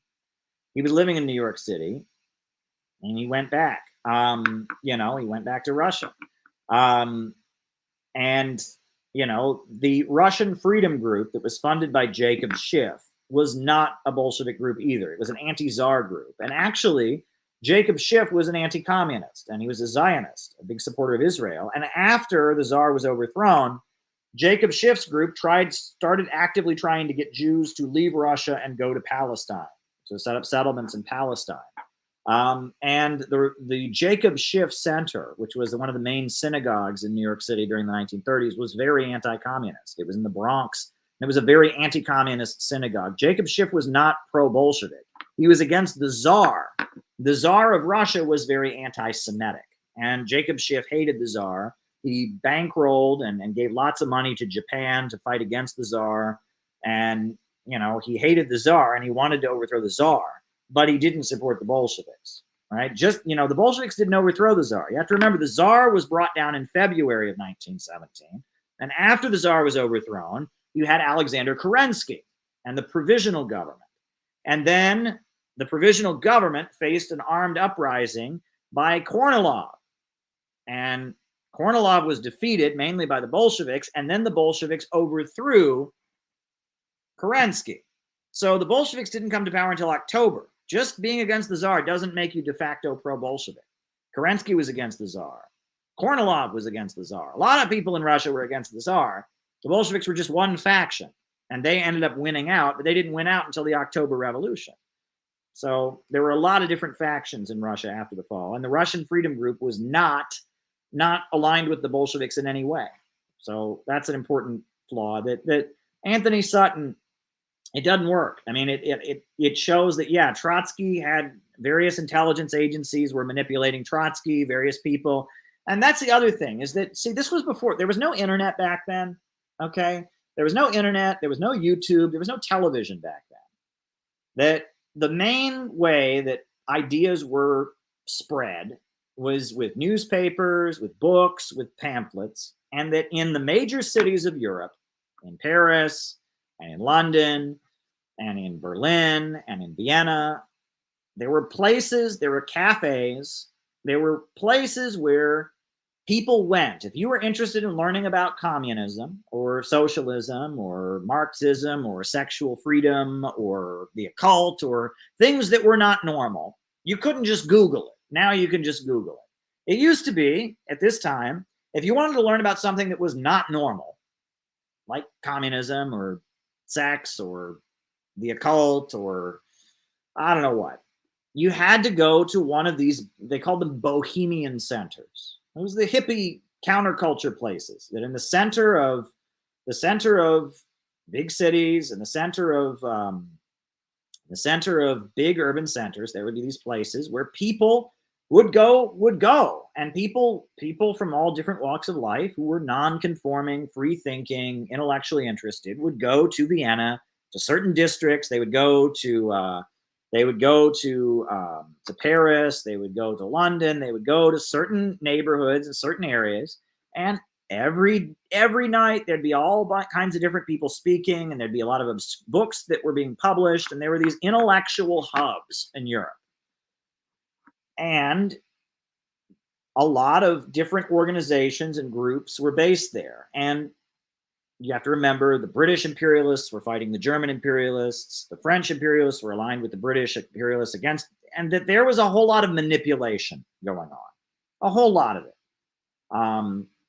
That the imperialists were fighting with each other, and that these revolutionaries who were existing in these urban centers, they were useful in power struggles between the imperialists. And when German imperialism was trying to fight British imperialism, there would be people like Alexander Parvis, or people like, there were others like the British, and they would just go into these places and make a lot of friends and arrange for certain people to get book deals and hand out cash and use people to carry out covert operations against other governments. And the Bohemian quarters, I guess you could call them, were crawling with spies and intelligence agents.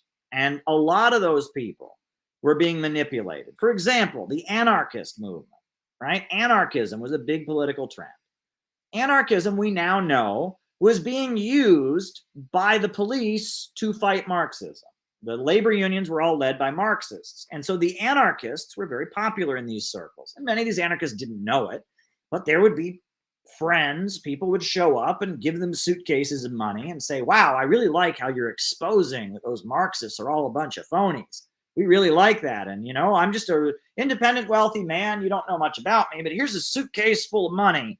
And if you go fight against those Bolsheviks, because they're not real revolutionaries, right? There was a lot of that went on, right? And now it all happens with Patreon, right? I mean, there's all kinds of people that are getting money on Patreon. Why do you think these people with huge accounts, these people got hundreds of thousands of views and all of that, why do you think they take the time to go after me? Why do I matter to Thought Slime? Why do I matter to Vosh or Sophie from Mars? Why do they every day they seem to have another video or podcast lying about me? Why? Somebody's obviously paying them to do it. And it's probably American intelligence, because I work at RT and because I put out a pro-Russian and pro-Chinese message. There's probably some mysterious Patreon people who give them money and covertly support them to put out what they put out and nudge people that are interested in this kind of politics, that are activist oriented, to be against Russia and China. This is covert manipulation. And radicals, these are, average people, if you convince some average person who's not really political to like Russia or hate Russia, it doesn't matter. But an activist-minded person, an intellectual, somebody who's writing books and giving speeches, nudging them to act a certain way is much more valuable. And yeah, the Bohemian circles of Paris. And so Trotsky, was like a lot of these guys. There were various people that were, covertly supporting him, using him. He didn't think of United States of Europe on his own. There were financial entities that benefited from that. Getting Trotsky to go around saying, if you're a real socialist, you need to support the United States of Europe. That happened. So the idea that American intelligence approved Trotsky's visa to come to America. Well, they must have, for some reason, the U.S. government must have thought Trotsky was useful for something.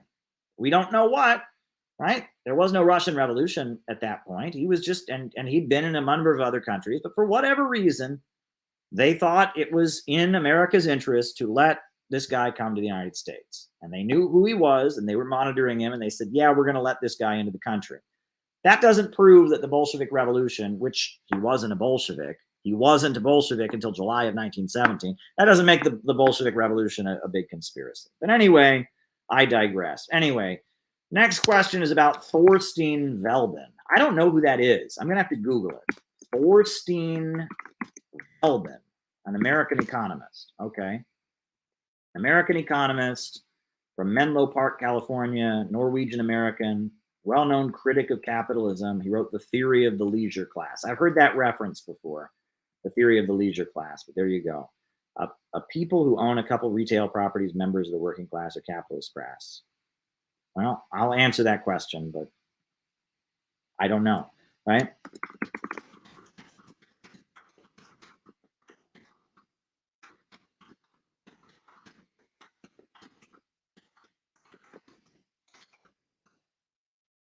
The answer is I don't know, but because it's not determined by that. But we'll get to that later. All right, churches constantly attacking communism and communist countries. Your thoughts?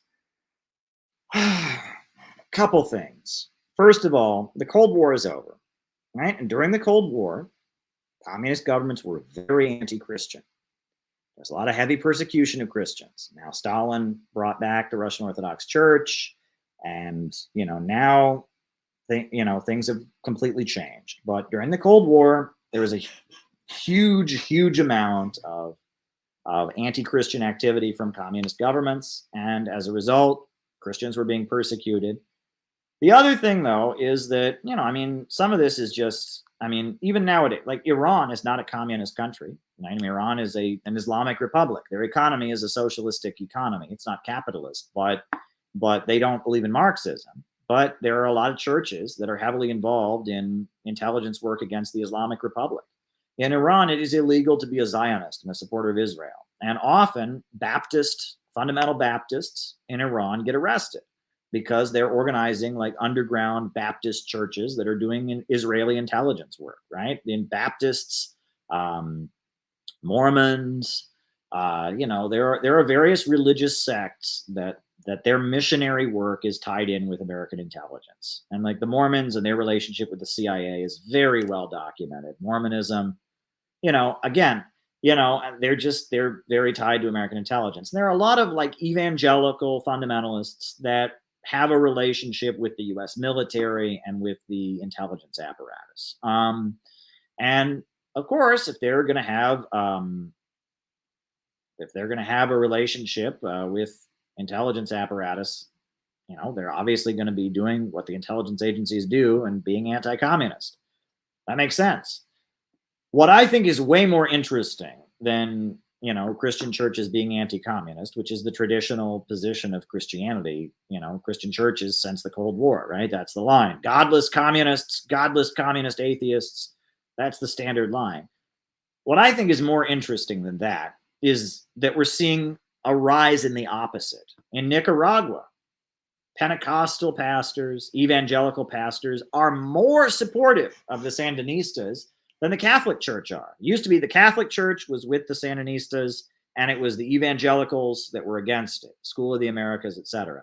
But now if you go to Nicaragua, which I have, it's actually the evangelicals and the Pentecostals are more pro-Sandinista than the Catholic Church is. And at Venezuela, there are a lot of ministers, and I saw this with my own eyes, a lot of ministers, clergymen that are pro-Bolivarian and pro-Hugo Chavez, and there are a lot of them. And it's basically because of the fact that, these churches become more prosperous if their members have jobs and can pay their tithes. If the people are all starving, not good for the local pastor, now is it?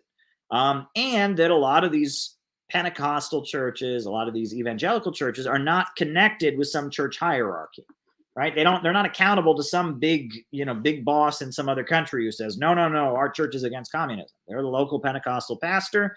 They preach local sermons. People join their local church, and they notice that life in their area gets better when people have jobs and healthcare and education, and they like the Sandinistas or they like Hugo Chavez. And there's a lot of that goes on.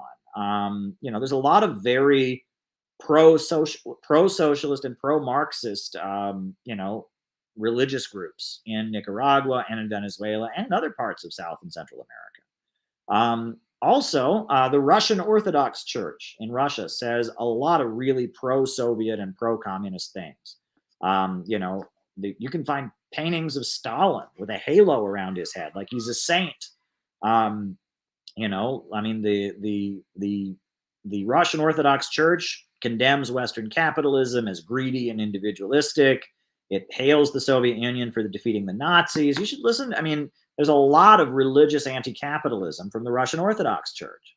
So, yes, you're right. Most American churches, especially ones that do international missionary work, tend to be full-on anti-communist. And that's like, there's decades. This has been going on for like since 1917. This has been going on, okay? But what I think is fascinating is that we're gradually seeing the increasing rise and rise and rise of the opposite. Next question. Why does a country under siege take civil liberties away? Well, it's not a matter of doing right and wrong. It's a matter of the fact that if everyone just does whatever they want, you can't defeat the enemy. And when people feel that they are under attack, which they are, they're more willing to accept things they wouldn't normally accept, right? They say, well, geez, I don't want our country to be conquered by the enemy. I don't want the enemy to be victorious. So because of that, I guess I'm willing to accept, being told where I can go. During the Second World War, they moved the population of Russia and the surrounding countries, the Soviet Union, around a lot. People were moved from this region to that region and all of that. And that was to have the cohesion necessary to win the war. And when people say, well, people want to revolt when they're being controlled, not always, right? If they are afraid, if they see the enemy is coming to take away their freedom, if they see the enemy as something they want to defeat, in a time of war, they're more willing to accept, military cohesion, military discipline.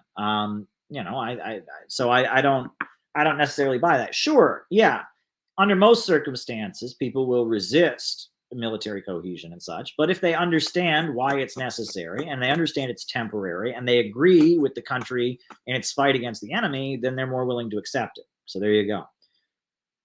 The difference between Trotsky and Stalin. Very good question. Glad you asked. So Stalin believed in what he called socialism in one. Well, let me back up. Okay. After the Russian Revolution, Lenin was the leader. Lenin was the leader of the Bolshevik Party. Lenin died in 1924. So when Lenin died, there was a big division in the Russian Communist Party about how they should proceed, right? They had just fought the Russian Civil War. Millions of people had died. All the Western capitalist countries had barricaded them. They couldn't get food. They couldn't get medicine. And they had something called war communism, which meant the military controlled everything and everything was rationed. But after the Russian Civil War, they realized, okay, we need to get the economy going again. We've got nothing here. We've got very little. It's all controlled by the military.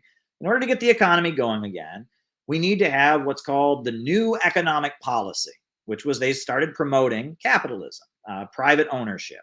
The major steel mills and the power plants, those things were controlled by the state, but they started promoting small individual farmers. They started promoting small business owners, and it was to get the economy going again. They had the new economic policy. And then there was a debate after Lenin died. What do we do next? And the first guy who came along was a guy named Bukharin. And Bukharin, he was what he called the right opposition. And he said, look, we're too poor to have communism. We're too poor to have socialism. So we want to continue the new economic policy forever, right? Until we get to be rich enough that we're like the United States or Britain, we just need to continue the new economic policy. And in order to do that, we're going to need foreign investment. So let's make friends with Britain. Let's make friends with France. And let's call off the World Communist Revolution or whatever. And let's just stay in charge of the country, bring in foreign investment, and let the market kind of continue indefinitely. That was Bukharin, the right opposition. Right? Then you had Trotsky. And Trotsky was called the left opposition. And Trotsky said, he kind of agreed with Bukharin. We're too poor to have socialism. Too poor to have socialism. What we need is permanent revolution. And we need to continue war communism. We need everything to be under the control of the military. We're going to put everything under the control of the military. And then we are going to spread communism into the United States and Europe as rapidly as we possibly can. We will view the Soviet Union just as a temporary military fortress in the global struggle to spread communism through the entire world. That was the theory of permanent revolution. And that he said, look, because, Russia is an impoverished country, we can't really have full socialism here. Socialism can only come as the sequel to capitalism. It can only come after capitalism. We don't have full capitalism here. So basically, the Soviet Union just has to spread communism to Germany, Britain, France, etc. Well, Stalin was the centrist figure. And Stalin and the overwhelming majority of the Soviet people rejected permanent revolution. They had just been through World War I. They had just been through the Russian Revolution. And a lot of people had died, and it was really hard times. And so Trotsky's theory of permanent revolution, they were like, no, we're not interested in all joining the military. We're not interested in spreading some bloodthirsty crusade to march communism all across the world. We can't do that. No, we're not going to do the permanent revolution thing. Trotsky lost out. 1927, he was out of there. He lost. But then, because the permanent revolution was rejected, the question became, well, what do we do? And Stalin said that just having continued free market capitalism, that would not raise up living conditions fast enough. So Stalin developed a policy called socialism in one country. And he said, we are going to mobilize the population to build the country up from nothing. We're going to have 5-year economic plans. We're going to build state-run industries. We're going to build a steel industry. We're going to electrify the whole country. We're going to build new universities. We're going to send teams of people to the countryside to teach people to read, to wipe out illiteracy. We're going to replace these rural villages with modern buildings, apartment buildings, running water and electricity. We are going to just rapidly pull together and build the country up from nothing. And in order to do that, we're going to have to kind of make a better deal with the United States. We're going to have to get the United States to understand we don't want to destroy them. We're going to have to make a deal with Henry Ford. We're going to have to make a deal with General Electric. We're going to have to hire Fred Koch, the American chemist who's the father of the Koch brothers, to run the oil thing. And that's fine, but it's going to be state-run government factories. And we're going to build up a huge state-run industry. And Bukharin opposed that, so Bukharin was out of there. 1928 is the year that Stalin won out. The left opposition, Bukharin and Stalin teamed up to outvote Trotsky. Trotsky was out, and then Stalin then outvoted Bukharin, and Stalin's position, socialism in one country, became the prevailing policy. Trotsky favored permanent revolution, spreading communism to the Western world. Stalin said socialism in one country, rapid industrialization. And Stalin's policies are the reason that they won World War II. And Stalin's policies raised millions of people out of poverty. And Stalin's policies eventually led to the Chinese Revolution and spreading of Marxism to Eastern Europe and the rise of Baathism in the Arab world and eventually the Cuban Revolution. That Stalin's position was the correct position. If they had just stayed poor, and just kind of depended on gradually building up, eventually the Nazis would have come in there and stomped them during World War II. And if they'd done what Trotsky wanted, the permanent revolution, eventually all the Western capitalist countries would have said, all right, we can't have this. And they would have all teamed up and destroyed the Soviet Union. But Stalin said, we can have kind of peace, but we need to focus on building up our own economy. And that was correct. And it led to millions of people being lifted out of poverty. It led to economic miracles, and that Stalin's position, socialism in one country, was correct at that time, right? Because they had not yet gotten over this first hurdle of industrialization. They did not have full electrification in the country. They did not have a universal education system. They did not have a steel industry. And socialism in one country, or what people call real socialism or really existing socialism, the Cold War socialist model, is very good at getting the job done. It made China what it is today. It made Cuba what it is today. That getting over that first hurdle of industrialization, electrifying the country, wiping out illiteracy, building a steel industry, building an oil industry, universal housing, universal employment. Socialism, the 20th century socialist model, does a very good job of that. Problems start afterwards. Once everyone has housing, once everyone has literacy, once you've electrified the whole country, once you've laid the foundations, then you start having a problem, which is that when people are not just going out to build the country up from nothing, when you've got like the foundations of a country economically, then you have a problem, which is people still have to be motivated to work. right? And that's why the market reforms of Deng Xiaoping, that's why they were necessary. It's necessary to have a private sector after you initially, you carry out the first level of industrialization.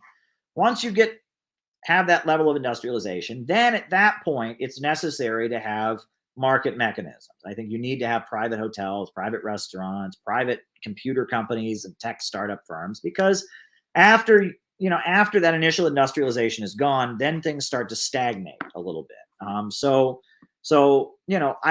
think Stalin was correct in Russia in the 1920s, but later in the 1960s, they needed to adjust. And the reason the Soviet Union fell is they couldn't adjust. And China was able to adjust. 1978, they adjusted and they had market reforms, but it's still a socialist society. Huge amount of government-run banks, huge amount of government-run industries, 5-year economic plans. The Communist Party is still in charge, and the private companies have no rights, and the government is constantly subsidizing them, telling them what to do in order to fit the overall economic plan. So China's still a socialist country. Vietnam is a socialist country.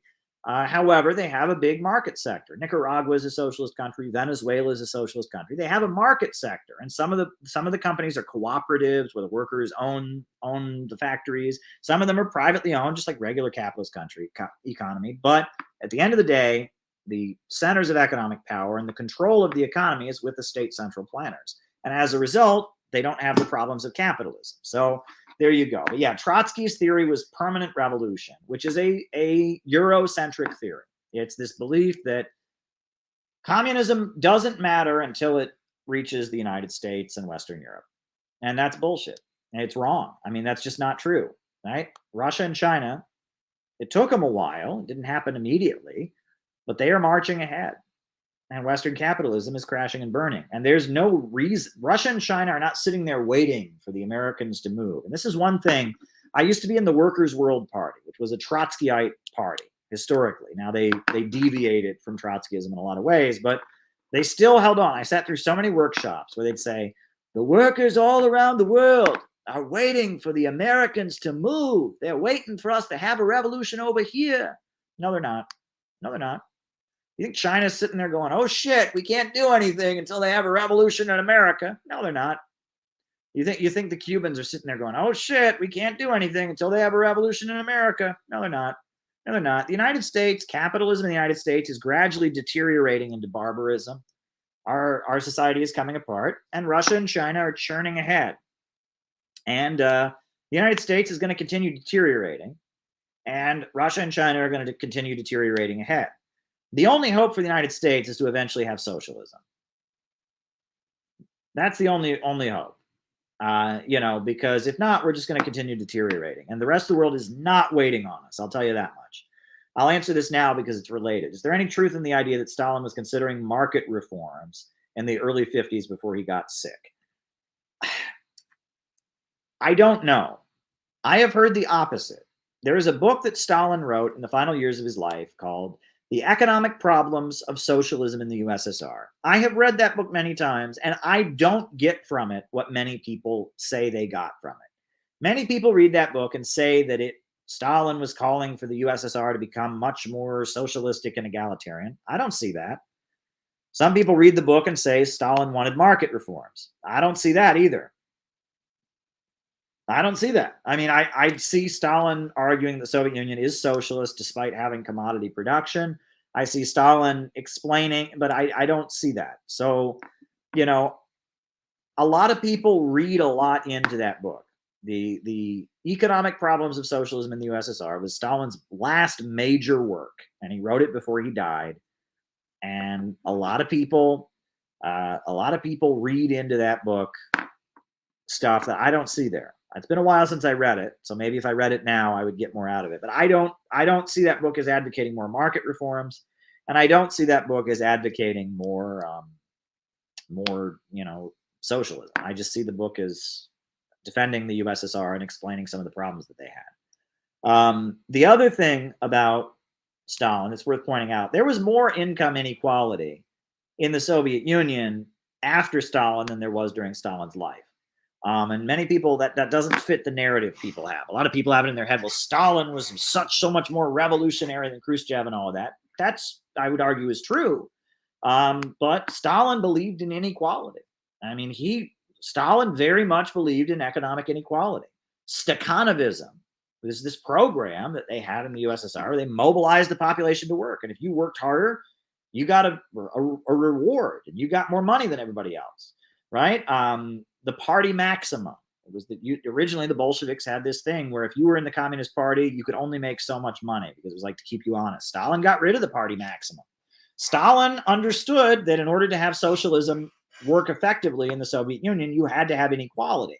And actually, it was after Stalin, Khrushchev, and others started cracking down on inequality. Stalin, in a lot of ways, he was more in favor of economic inequality than Khrushchev and Brezhnev were. No, people don't talk about that because that doesn't fit, right? Stalin was much more of an ideological Marxist, especially than Khrushchev was. But at the same time, Stalin believed in inequality.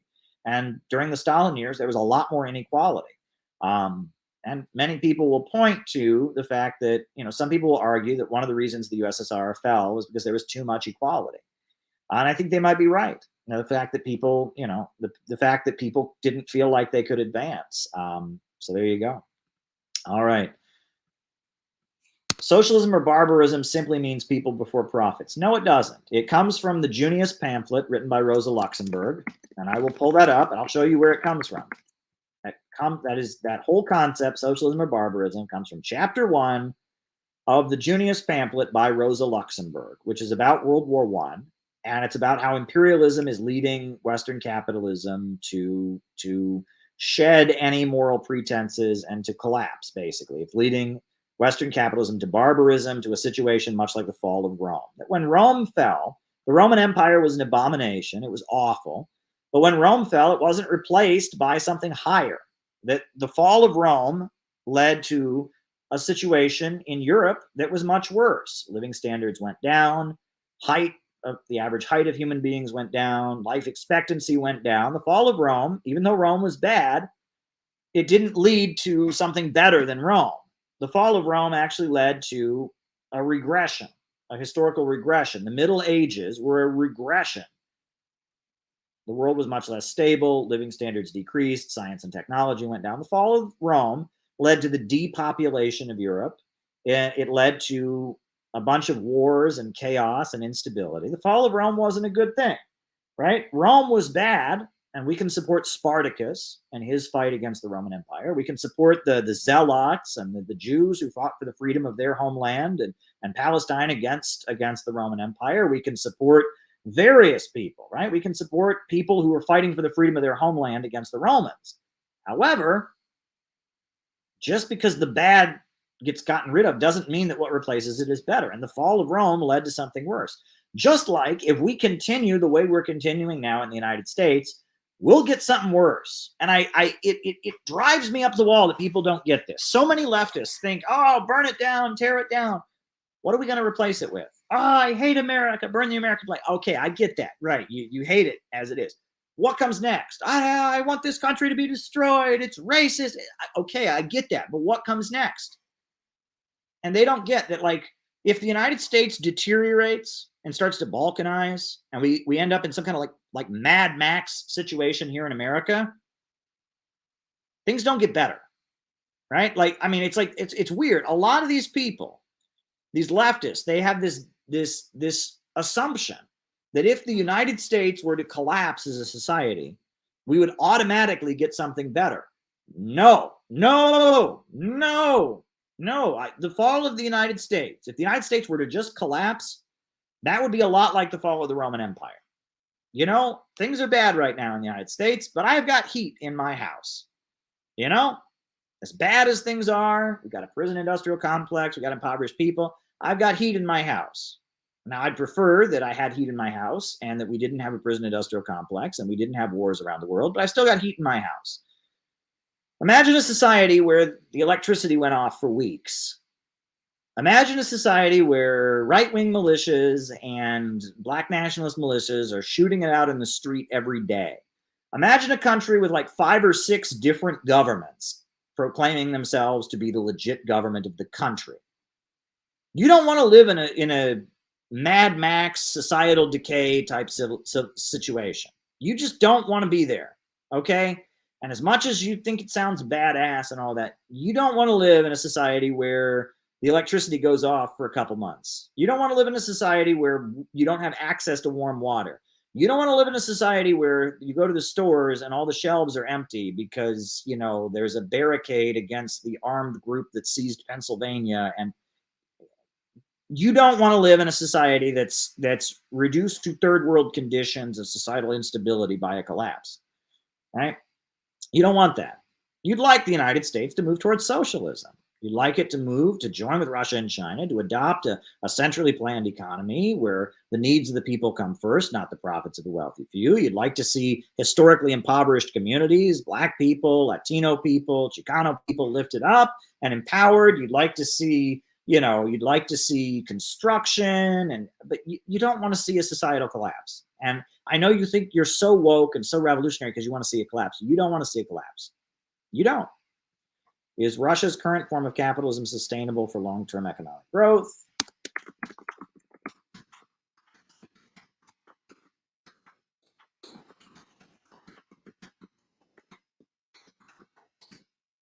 All right, and there's another one too that I want to make sure I get. Oh, Lori Spencer. Did Khrushchev's efforts to work with JFK post-Cuban Missile Crisis lead to his downfall? Can you explain his removal from power? And Merry Christmas. Well, Merry Christmas to you.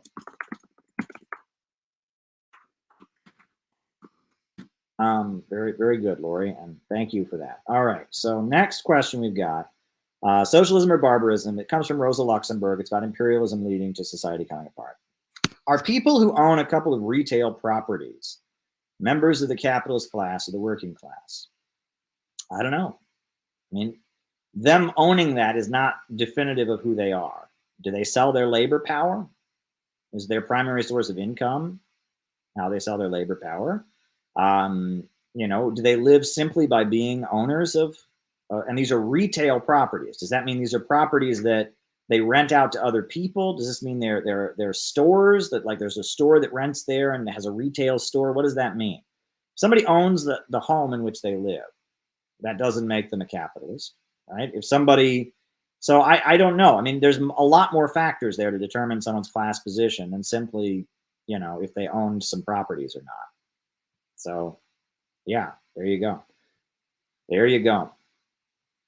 And there's a lot of working class people, I will add, they own like one property, right? And this is a really common thing, right? That, you know, like, I've seen this. I've known people in my life that are like this, right? They work in a factory or they work in construction, you know, but their mom died and their mom had a house. And so they and their siblings inherit the house and they rent it out to somebody. Are they then landlords and exploiters? Well, they technically, that their mom's house that their mom lived in and they died, they don't live there and they're renting it out to somebody else. So that's kind of capitalist. Okay, but that's not their primary source of income. Their primary source of income is selling their labor power, but, you know, they and their siblings share their mom's old house. And, you know, these are things that it's like you might be entering what they call the petty bourgeoisie, but you're not part of the ruling class. I think somebody who owns two properties, you think he's sitting there with Bill Gates and Warren Buffett and Jeff Bezos and the Rockefellers? Come on, right? You know, yes, if somebody is a landlord, rental, somebody is a landlord, they're kind of maybe entering the petty bourgeoisie, maybe, depending on circumstances. That doesn't make them part of the ruling class. And honestly, we live in a society where the petty bourgeoisie are a very big part of, I mean, you know, a lot of working class people have a foot in the petty bourgeoisie, right? Store owners, right? Etc. So there you go. Rental. Yeah. Like, yeah, if someone owns one or two rental properties, they might be in the petty bourgeoisie, emphasis on might, but they're not part of the ruling class. They're in the petty bourgeoisie. They're in the, what they call the middle strata or the middle class. All right. Is Russia's current form of capitalism sustainable for long-term economic growth? I would argue that yes, it is, because they have really invested in reviving their agricultural sector. They've really worked. I mean, I met like the owner of a titanium corporation when I was in Russia. There's a guy, he was just at one of the conferences I was at in Yalta, at the Yalta Economic Forum, and he owns a titanium corporation. makes titanium, right? And it's a like state subsidized corporation in Russia that makes titanium, right? And that Russia has done a lot to use the oil and gas profits to diversify their economy, right? If all Russia did was sell oil and gas and then just live it up with the money, you could argue that wasn't sustainable. They've not done that. They've rebuilt their farming sector. They're having the biggest harvests they've ever had over there. They've rebuilt their industrial sector. They have a bigger industrial output now than they did back when it was the USSR. So yes, I would argue it's sustainable. It's sustainable. Despite being a fossil fuel centered economy, it is sustainable. Why was Khrushchev removed? Khrushchev was the leader of the USSR who came after Stalin. He launched some market reforms. He did the Cuban Missile Crisis thing, and then he pursued détente, and he had a falling out with China, which was very bad. And I think that Khrushchev was just largely viewed as an economic mismanager, that things were starting to come apart in 1964. And Kosygin and Brezhnev, they removed him, and he was put under house arrest. And I think it was because of the fact that the domestic economy of the USSR was coming apart. Because there was not a significant change in Soviet foreign policy after Khrushchev was removed. Now Kosygin and Brezhnev did try to patch it up with Mao and didn't work. So that was disappointing, but the damage had already been done to China by Khrushchev and wasn't going to work. They tried to patch things up with Mao Zedong and with the Chinese Communist Party, but it didn't work. But no, the Soviet foreign policy didn't start changing until 1969, 1970.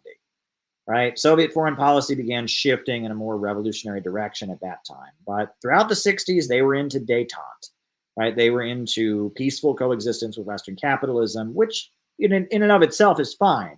But they were telling the people of the developing countries that they couldn't assert their desire for independence. And they were holding back Cuba, holding back North Korea, hostile to China. They were trying to get countries around the world that wanted to break free from Western capitalism not to do it, in exchange for getting some, getting a little bit of reprieve from Western capitalism, the United States being nicer to them. And then in 1968, they had the Prague Spring.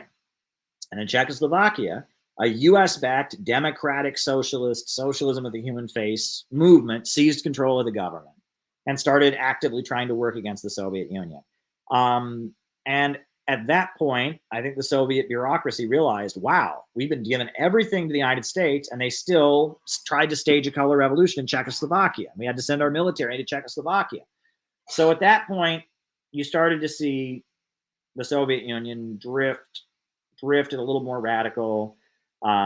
Ultimately, starting in like 1970, they started really escalating their support for Cuba and Latin American revolutionary groups, etc. Also, 1969, that's when Gaddafi took power, right? And Gaddafi was very key in all that. Gaddafi was a third world revolutionary. He was pro-Soviet. And a lot of the foreign policy changes had a lot to do with Gaddafi, because the Soviet Union didn't directly give weapons to these revolutionary groups around the world. They would give weapons to Gaddafi, and then Gaddafi did. And Gaddafi was obsessed with supporting revolutionary movements. He gave money to the Black Panthers, gave money to the IRA, gave money to the Palestinians. I mean, he would give money to any revolutionary movement. Gaddafi was obsessed with spreading anti-imperialism and revolution.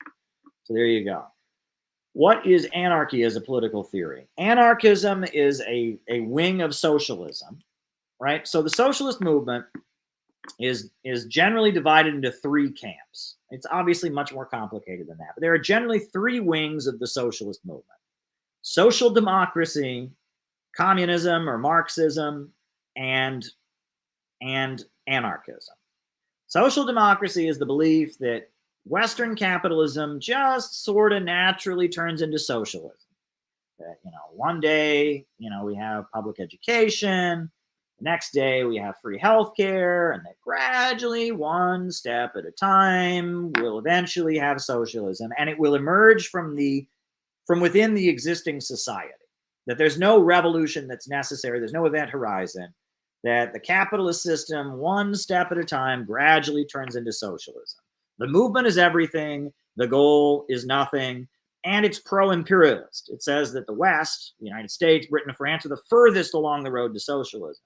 And so when they conquer countries and when they have coups and they install people that are sympathetic to them and they overthrow governments around the world, that's good because it's bringing these countries along, right? That's social democracy. That's the British Labour Party. That's the French Socialist Party. That's DSA. That's what they believe. So there's that. Then you have Marxism. And Marxism, instead of arguing that capitalism, the struggle for socialism is just the struggle for day-to-day reforms and that it naturally comes out of it, Marxism is a struggle to seize political power. It wants a revolutionary working class government. And it's anti-imperialist because of Lenin and Bolshevism. It says Western capitalism and imperialism is a negative force in the world. It's holding back development. So Marxism seeks the seizure of political power. It doesn't say that it'll emerge from the existing power. It seeks seizing political power, and it's anti-imperialist. Then there is a third school of thought that is called anarchism. There's various interpretations of it, but anarchism largely rejects the struggle for political power. Social democracy seeks to reform political power. Marxism seeks the seizure of political power, the creation of a new working class government. Anarchism rejects the struggle. It rejects all politics. That's what defines anarchism. It is a rejection of politics. Social democrats want to reform the government. Communists want a new revolutionary working class government. Anarchists are not interested in the government. Anarchism argues that socialism comes about through voluntary activity on the part of the workers.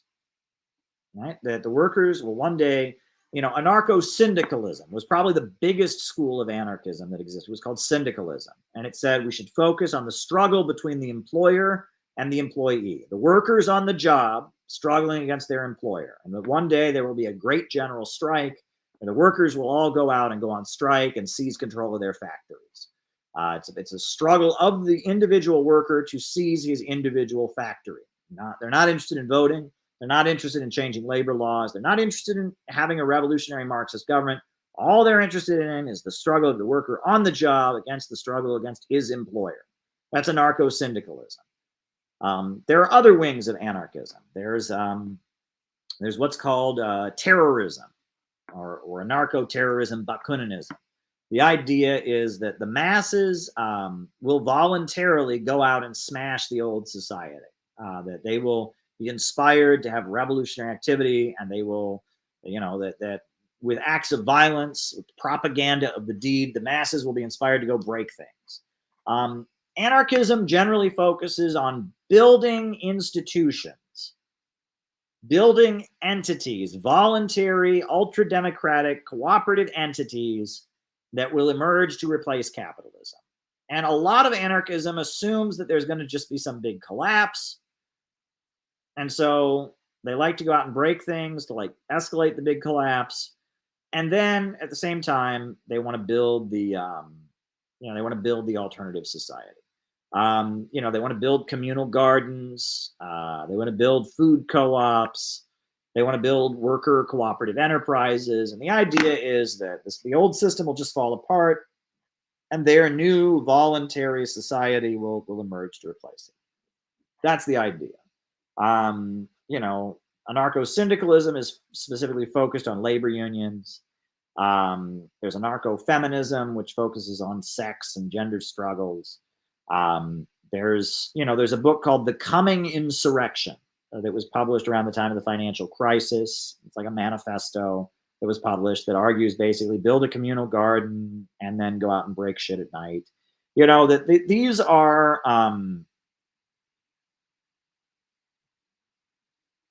anarchism.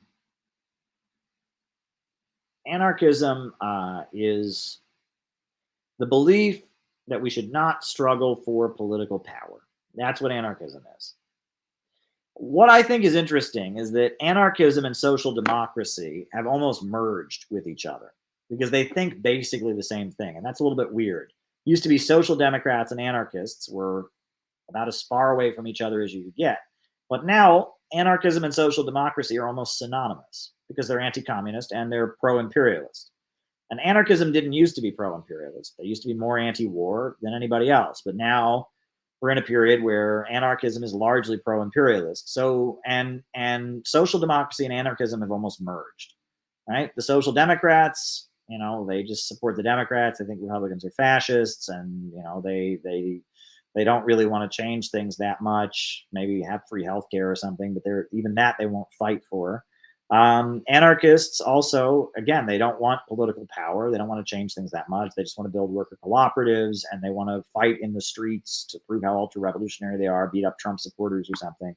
Anarchism and social democracy seem to have almost merged with each other. I mean, they're almost inseparable at this point. And they both are centered around anti-communism and pro-imperialism. And it's very bizarre. But it's, you know, the left deviation, anarchism, that rejects the struggle for political power, the right deviation that rejects, you know, the struggle for political power.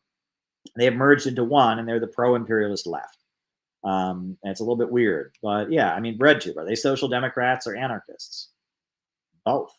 I mean, they have elements of both. They have the worker cooperative fetish. They reject the need for a planned economy, but they support the Democrats, and so they're both. You know, and that there's a lot of that. Noam Chomsky, he's always insisted he's an anarchist, but if you look at his ideas, he is a social democrat, right? He advocates voting for the Democrats. He supports the existing labor union bureaucracy. He's a social democrat, but he says he's an anarchist because it gives him like a more radical, like, well, the society I advocate is an anarchist one. So what? Well, I mean, the society all of us advocate. Anyone who's a Marxist eventually wants to create a world where there's no state, a stateless, classless world. That's the ultimate goal. The question is, how do you get there, right? All Marxists, to some degree or other, would like to see a stateless, classless world without social hierarchies, without coercion. The question is, how do you get there? Well, you get there, Marxists argue, through the seizure of power, through the creation of a revolutionary, anti-imperialist working class government. And they argue that Western imperialism and the defeat of Western capitalist imperialism, capitalism in its monopoly stage, is essential. And they argue that a working class government must take power.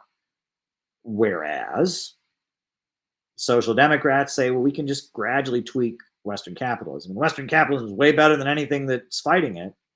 And anarchists say, no, not interested in political power. I just want to build a worker co-op. I just want to break things and protest. I just want to build my little communal garden. Those are the differences. I hope that explained things. There you go, folks. Always fun to engage with all of you. A great community we've got here. I'm going to say goodnight for now. A new upsurge in the struggle against U.S. imperialism is now emerging throughout the world.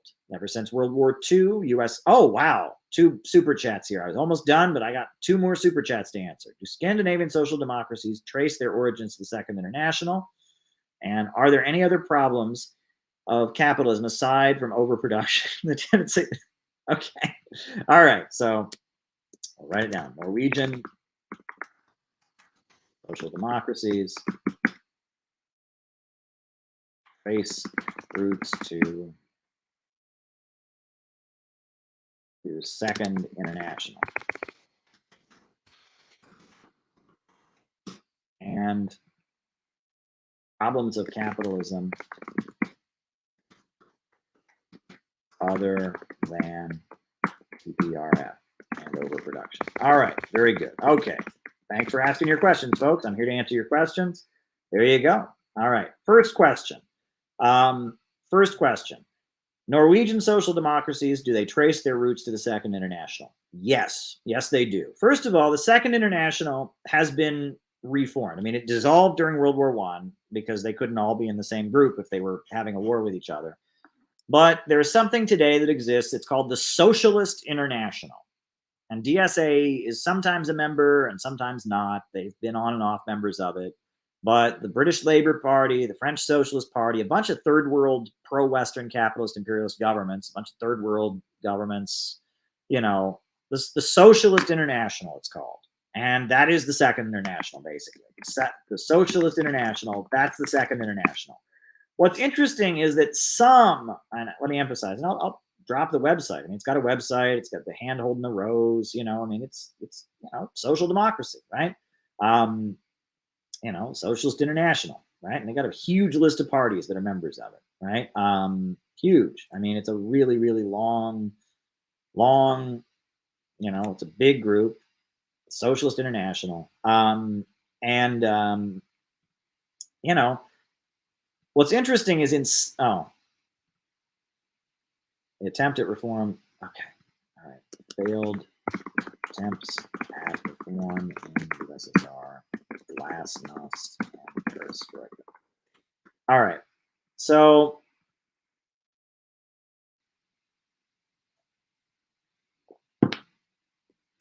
what is interesting is that in some of the social democratic countries,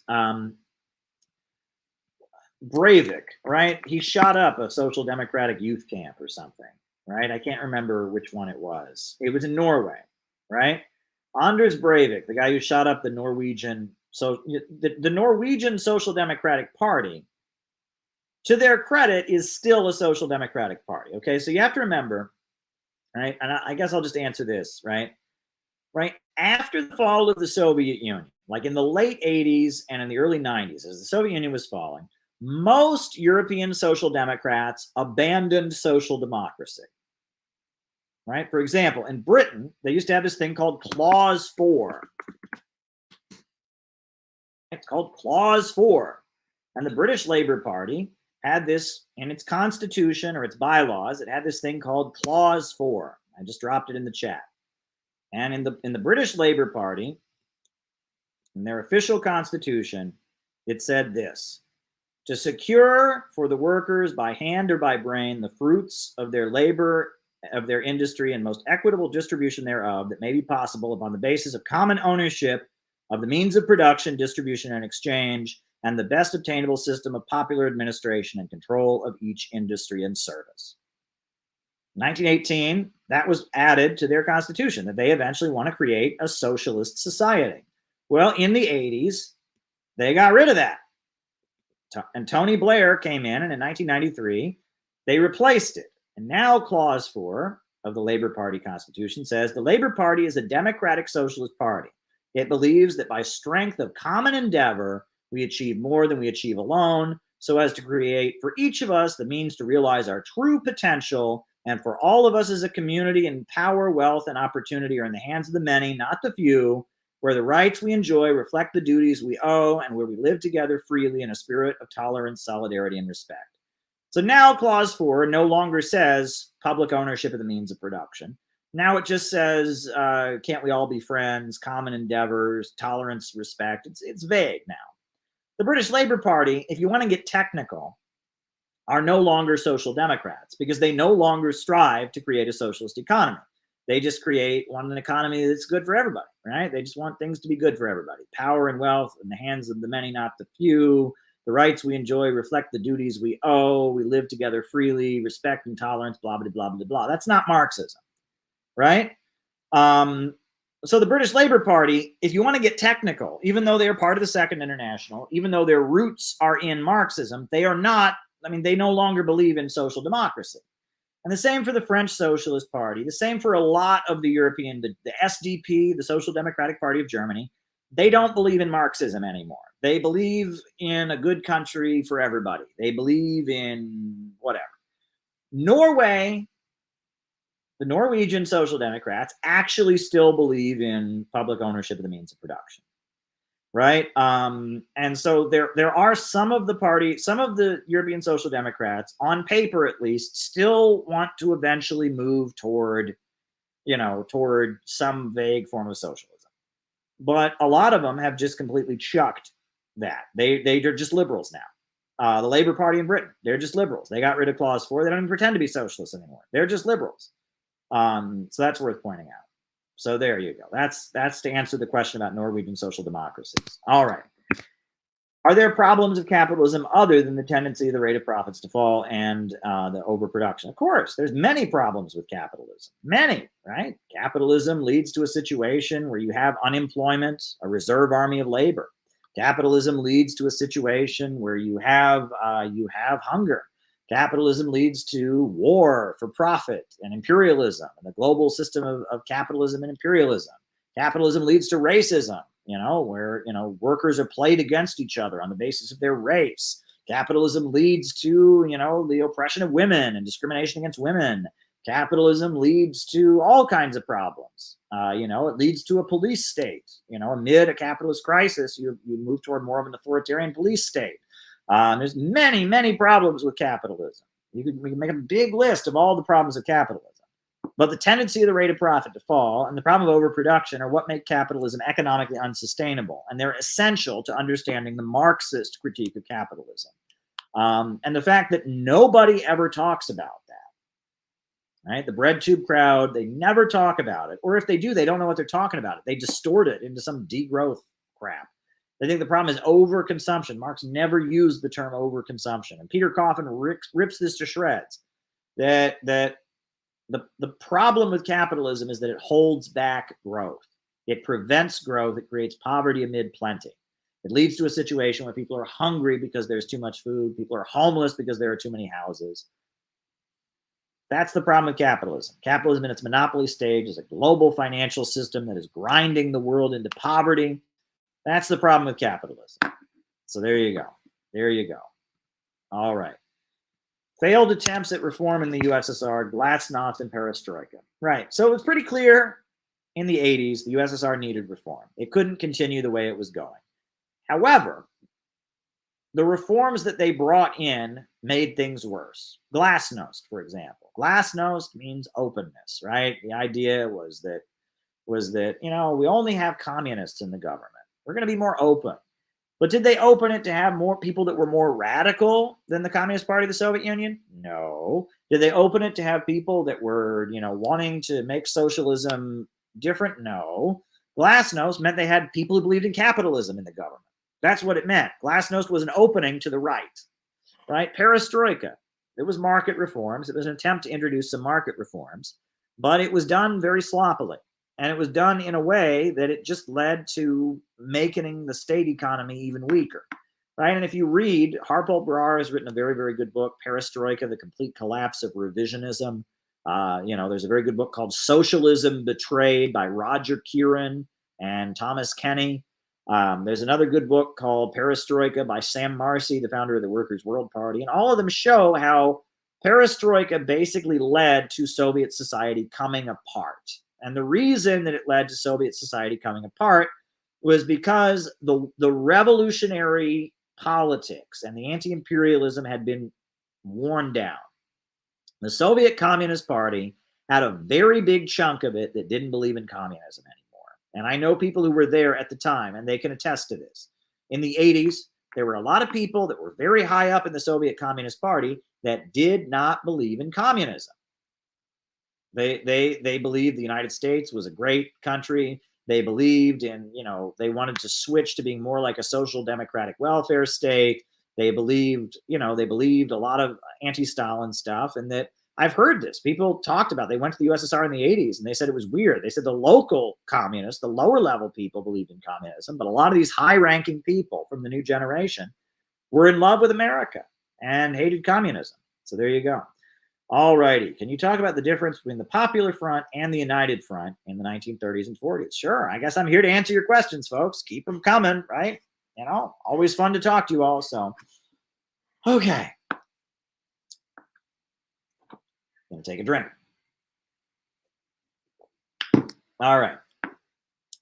So the Communist International was formed after the Russian Revolution. There was a feeling that the Second International had collapsed. So the communists, they formed the Third International, the Comintern. And then they had a problem because a lot of people joined the Communist International because they thought that, that the Bolsheviks had a violent revolution. So a lot of crazy ultra-leftist anarchists joined the communist parties because they were like, hey, these guys are violent. They had a violent revolution. And so Lenin launched a fight against ultra-leftism, and he published Left-Wing Communism and Infantile Disorder, which is a very good book. If you can read that book, I'll post it in the chat. Very good book. Really one of the best books. It's one of the easiest to read. It's called Left-Wing Communism and Infantile Disorder, a popular essay on tactics.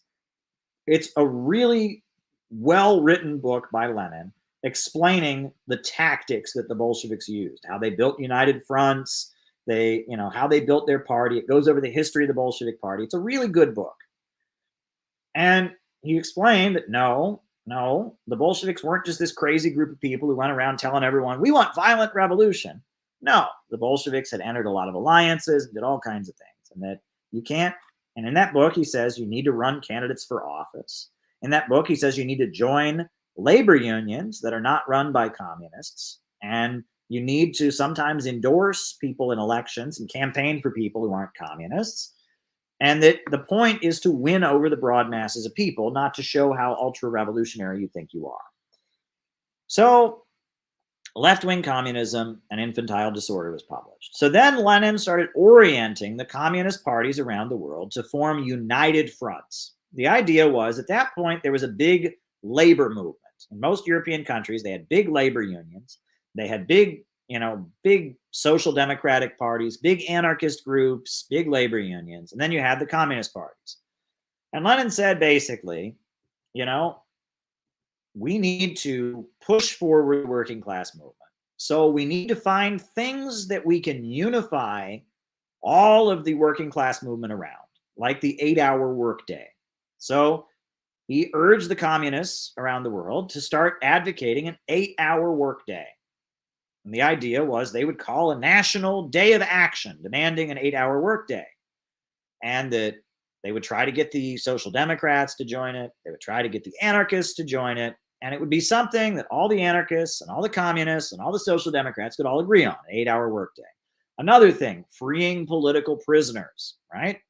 Socialists, communists, anarchists were constantly being locked up by the capitalists. And so the idea was that they would lead the fight to free political prisoners. The idea was that if the communists built mass mobilizations around things that all of the working class movement could agree on, that would position the communists to be the leader of the working class movement, right? All the working class movement should want labor leaders who get arrested to be freed. All the working class movement should want an 8-hour workday.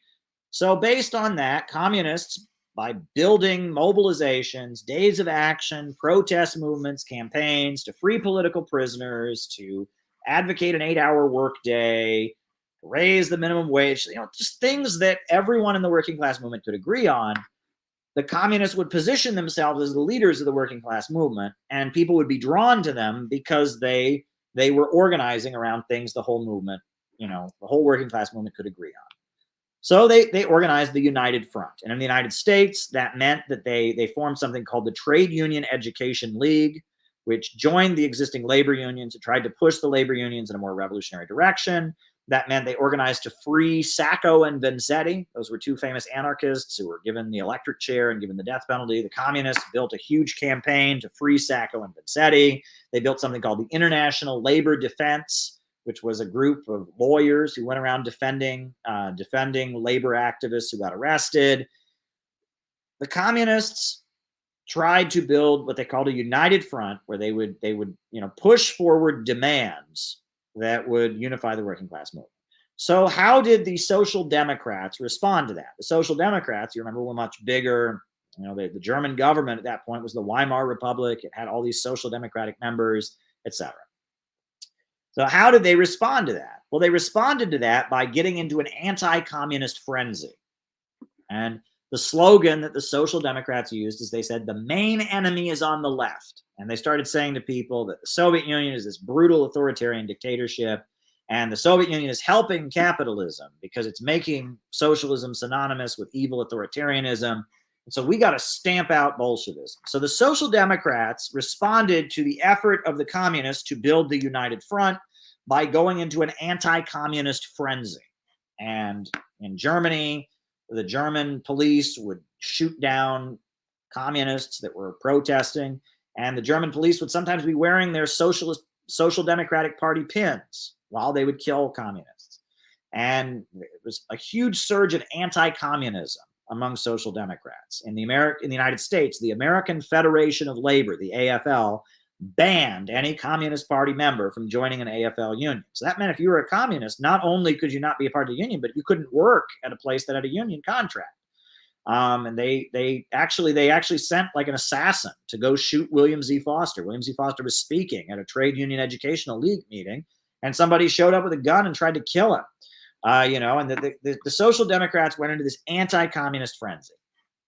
So the debate came, what do we do about this? What do we do about this? So there was a lot of debate, like, what do we do? Trotsky wanted to continue the United Front. When Stalin came into the leadership of the global communist movement, in 1928, they had the 6th World Congress, which was a pivotal moment in the history of world communism. They had the 6th World Congress in 1928, and they changed their policy. They said, we're no longer for a united front, we're for what we called the United Front from below. Meaning that they didn't want unity with the Social Democrats. They wanted to recruit the rank and file, right? And it was basically out of the movement to the masses. They were done trying to win over the Social Democratic leaders. Their main effort was to expose the Social Democratic leaders and win over people that were not in any party, right? In the United States, it was organize the unorganized. They weren't going to try to take over the American Federation of Labor. They formed the Trade Union Unity League, and they went and organized the workers who weren't in unions. In the United States, in Germany, instead of trying to take over the unions that were run by Social Democrats, they went and built unions of unemployed workers who weren't in any, they were just desperately poor unemployed people. And they built unemployed councils, and they won over the unemployed. They did that in the United States. And the idea was, we're done trying to win over the Social Democrats, and that the focus would be on exposing the Social Democrats for being phonies and agents of capitalism on the one hand, and on the other hand, organize the unorganized, get to the masses that weren't in any labor union, weren't in any socialist group, and win over the masses. And that was called the third period, or class against class, right? And it was very successful. And they built huge protests of veterans. They had the Bonus March in Washington, D.C. They built huge protests of the unemployed. March 6th, 1931 was International Unemployment Day. And it was during the Great Depression. And every major country in the world had huge protests and rebellions by hungry, unemployed people led by communists. And there were some labor unions they built, and that the communists, they said, look, we're not the Social Democrats. They run the labor unions, and the Social Democrats, they're never going to unite with us. So we're going to go to the masses, and we're gonna expose them. And sometimes these things got violent.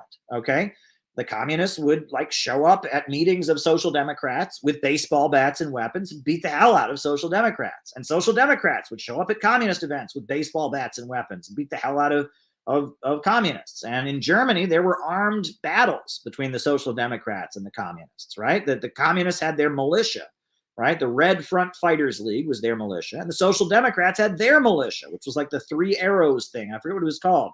And it was all, and it was like armed battles, and in a lot of places, the communists started forming their own armed groups to self-defense. The Red Front Fighters League of Germany. In the United States, there was something like the Red Front or something, and in China, they formed the People's Liberation Army, and that the communists around the world basically said, look, the Social Democrats, we're done trying to win them over. We're going to fight them, and we're going to organize the masses. We're going to organize people who are not part of any group. That was they called it the third period. They argued that basically after World War I, there was a brief revolutionary upsurge. That, after that ended, then you had a period of capitalist stabilization, and then they were now in the third period, which was the period of the Great Depression, of the collapse of capitalism and the rise of socialism in the Soviet Union. They are now in the third period. And so in the third period, and during the period of capitalist stabilization, they built the United Front. But now in the third period, this new third period, they were going to focus on going to the masses, exposing the Social Democrats, etc. And that was from 1928, the 6th World Congress, until 1935, right? 1934, Hitler came to power in Germany, and there were multiple attempted fascist seizures of power in France, and fascism was on the march. And so in 1935, they then had the Seventh World Congress. And the Seventh World Congress, that was when the Communist International gathered once again, and they changed their tactics. And at the Seventh World Congress, they announced that they were going to have the United Front Against Fascism, or what they called the People's Front, or the Popular Front. And instead of focusing on organizing the unorganized, and instead of focusing on exposing the Social Democrats, the communists instead were going to focus on fighting fascism. They divided the bourgeoisie of the world into two. There was what they called the democratic bourgeoisie, or the democratic capitalists, and then there were the fascist capitalists. And they were going to build a united front that included the democratic capitalists and the social democrats and the labor unions and the middle class and everybody against the fascist capitalists. Right? And that was, they called the People's Front. And it was the People's Front against fascism. And in the United States, that meant supporting Roosevelt. And in Spain, that meant supporting the Spanish Republic. And in France, they had a government that was like led by the Socialist Party, had Communist Party members in it. And the idea was that they were going to polarize society. Are you with the fascists or not? And the communists, because they understood the reason fascism was rising, they understood the economic basis of fascism, they would be the most effective anti-fascist fighters. And because the communists were anti-racist and racism was a central part of fascism, and because for a number of reasons, communists would be at the center of the anti-fascist fight. And that was the Popular Front, or the People's Front. So those are the three tactical orientations that come out of the Communist International: the United Front, the United Front from below, and the Popular Front. And I think all three of them work at different times. Trotskyites say that you should always have the United Front, and that the United Front from below and the Popular Front are both deviations. Well, they're wrong. At some times, it's necessary to have a united front. At some times, it's necessary to have a united front from below. And at other times, it's necessary to have a popular front. Right now in the United States, we need to focus on a united front from below. Obviously, we're going to do it differently. We're not in the same period. We're not building industrial unions. But right now in the United States, social democrats, if you want to even call them that, they're worse than social democrats. In my BreadTube book, I talk about how they are far worse than social democrats. But the synthetic left are the main danger. And so we need to say out of the movement to the masses. We need to get to the people that aren't in any socialist group, the people who don't watch Vosh, the people who've never been to a DSA meeting, average Americans who would never even think about joining a socialist group, and recruit them. And our focus should be on exposing the social democrats and making sure that they don't become the focus of the belief in socialism, because the masses hate them. So right now, the correct strategy to employ is a united front from below. Focus on exposing the synthetic left and organizing the unorganized. That should be the focus. Now, this could change, right? Let's say that, some real fascist power, that was coming in and was going to kill all the synthetic leftists. Well, at that point, the synthetic leftists would be under attack and facing going to concentration camps or something. They'd probably stop being hostile to us, and we would understand where this fascist threat came from. So in 1935, you could see a situation where we might be in unity with the Social Democrats. You could also see a situation where we would build a united front. There are different, there's a quote that Lenin quotes in What Is to Be Done. It's that if the situation changes in 24 hours, the tactics must also change in 24 hours. And that there's no permanent tactical orientation. The Trotsky believed that there's this magical formula, right? That if you just do exactly what the Bolsheviks did in 1917, everything will work out. No. There are times where it's necessary to have a popular front. There are times where it's necessary to have a united front from below. There are times when it's necessary to have a united front. And there's other tactics, right? What we're doing now is not exactly the united front from below, because our enemy at this point, wokeism, is not social democracy. Social democracy believes in higher wages. Social democracy, believes in freedom of speech and freedom of assembly. Like what we're dealing now, wokeism is a weird fascism 2.0 or something. It's much more dangerous than social democracy. You know, so it's complicated. These things are complicated. You know, so, you know, if the situation in the world changes, you change your tactics. The tactics that the Center for Political Innovation is pursuing right now are very similar to the United Front from Below tactics of the third period of the Communist International, but they are not exactly the same because the Social Democrats are not the same. The capitalist crisis is not the same. It's much more complicated. It's much more complicated. We're in a weird period. We're in a very strange period. But, you know, if the situation changes, that will change. Right now, wokeism is the main danger. However, that could change, right? It could get, they could invent, it looks like it's very possible that give it a few years, what's going on with DeSantis and all of that now, they could invent some kind of right-wing authoritarianism that is much more dangerous than the synthetic left. They could. You know, that could happen. And if that comes along, at that point, we may be willing to unite with the synthetic left against it. Or we may just focus our energy on fighting that, and a lot of people that used to be with the synthetic left would come over to us. It depends on the situation. But right now, the strategy is twofold. Fight the synthetic left and expose them, and bring socialism to people who would never have thought about being socialist before.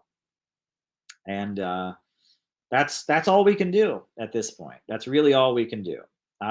I was interested in some kind of united front. When AOC first got elected, you know, I met AOC. I'm photographed with AOC, right? People who worked in her office were coming to my events in New York City. I'm serious. Like her employees, a college professor that was like a mentor to her, who's like a good friend of hers, was like meeting with me, and I was, you know, friendly with. Look, I was open to a united front with AOC, and the AOC crowd made clear they ain't interested. They're more anti-Russia, they're more pro-imperialist than regular Democrats are, and then Republicans are, right? And when Jimmy Dore did his force the vote, their response was so vicious. They didn't just say, we can't do that, Jimmy. Sorry. No. They called Jimmy Dore a Nazi and a white supremacist, and they wanted to hang Jimmy Dore from a telephone pole because he dared say, fight for what you said you believe in, which is Medicare for all. And at that point, it became very clear that the Squad and DSA, they are the face of fascism, right?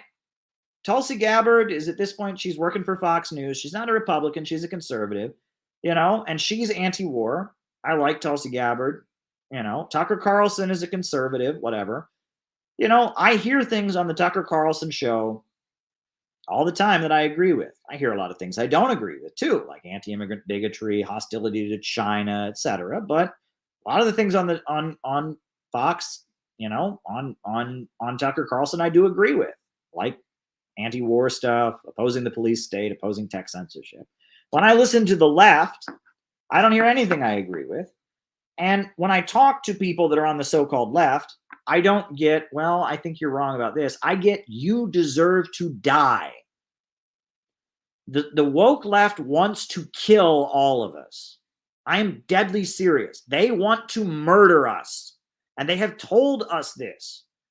Like, look what they have done to me. And it's not just me, but I mean, look at it. They equate all of us watching this right now with Nazis. They can't tell the difference between Jimmy Dore and David Duke. They think that all of us watching this right now are the same as Nazis just because we won't go along with their insane crusade to support actual Nazis in Ukraine. They want to degrow and drive down living standards for the American working class because they hate American workers because they're all racist, white trash, Euro settlers. It's unbelievable. The synthetic left wants to murder us all. They would like to kill us all. I am not exaggerating here. If you watch their streams, watch ContraPoints, watch Thought Slime, they want us dead. They want to kill us. And right-wingers just want to talk to us. Didn't used to be that way. Used to be the exact opposite. During the Bush years, neoconservatives wanted to kill us, wanted to put us all in prison. And social democrats, leftists were like, well, you're a little more radical, but I agree. Things have changed. Now the so-called left is wokeified and they are the main danger. And so it is a necessity to focus on exposing them and getting to the masses. There you go. I hope that answered your question. All right.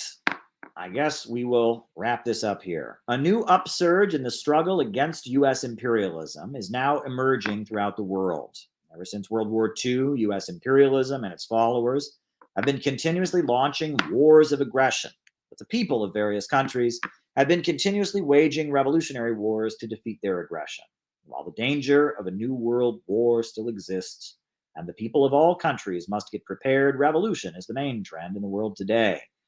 While the danger of a new world war still exists, the people of all countries must get prepared, revolution is the main trend in the world today. Good night.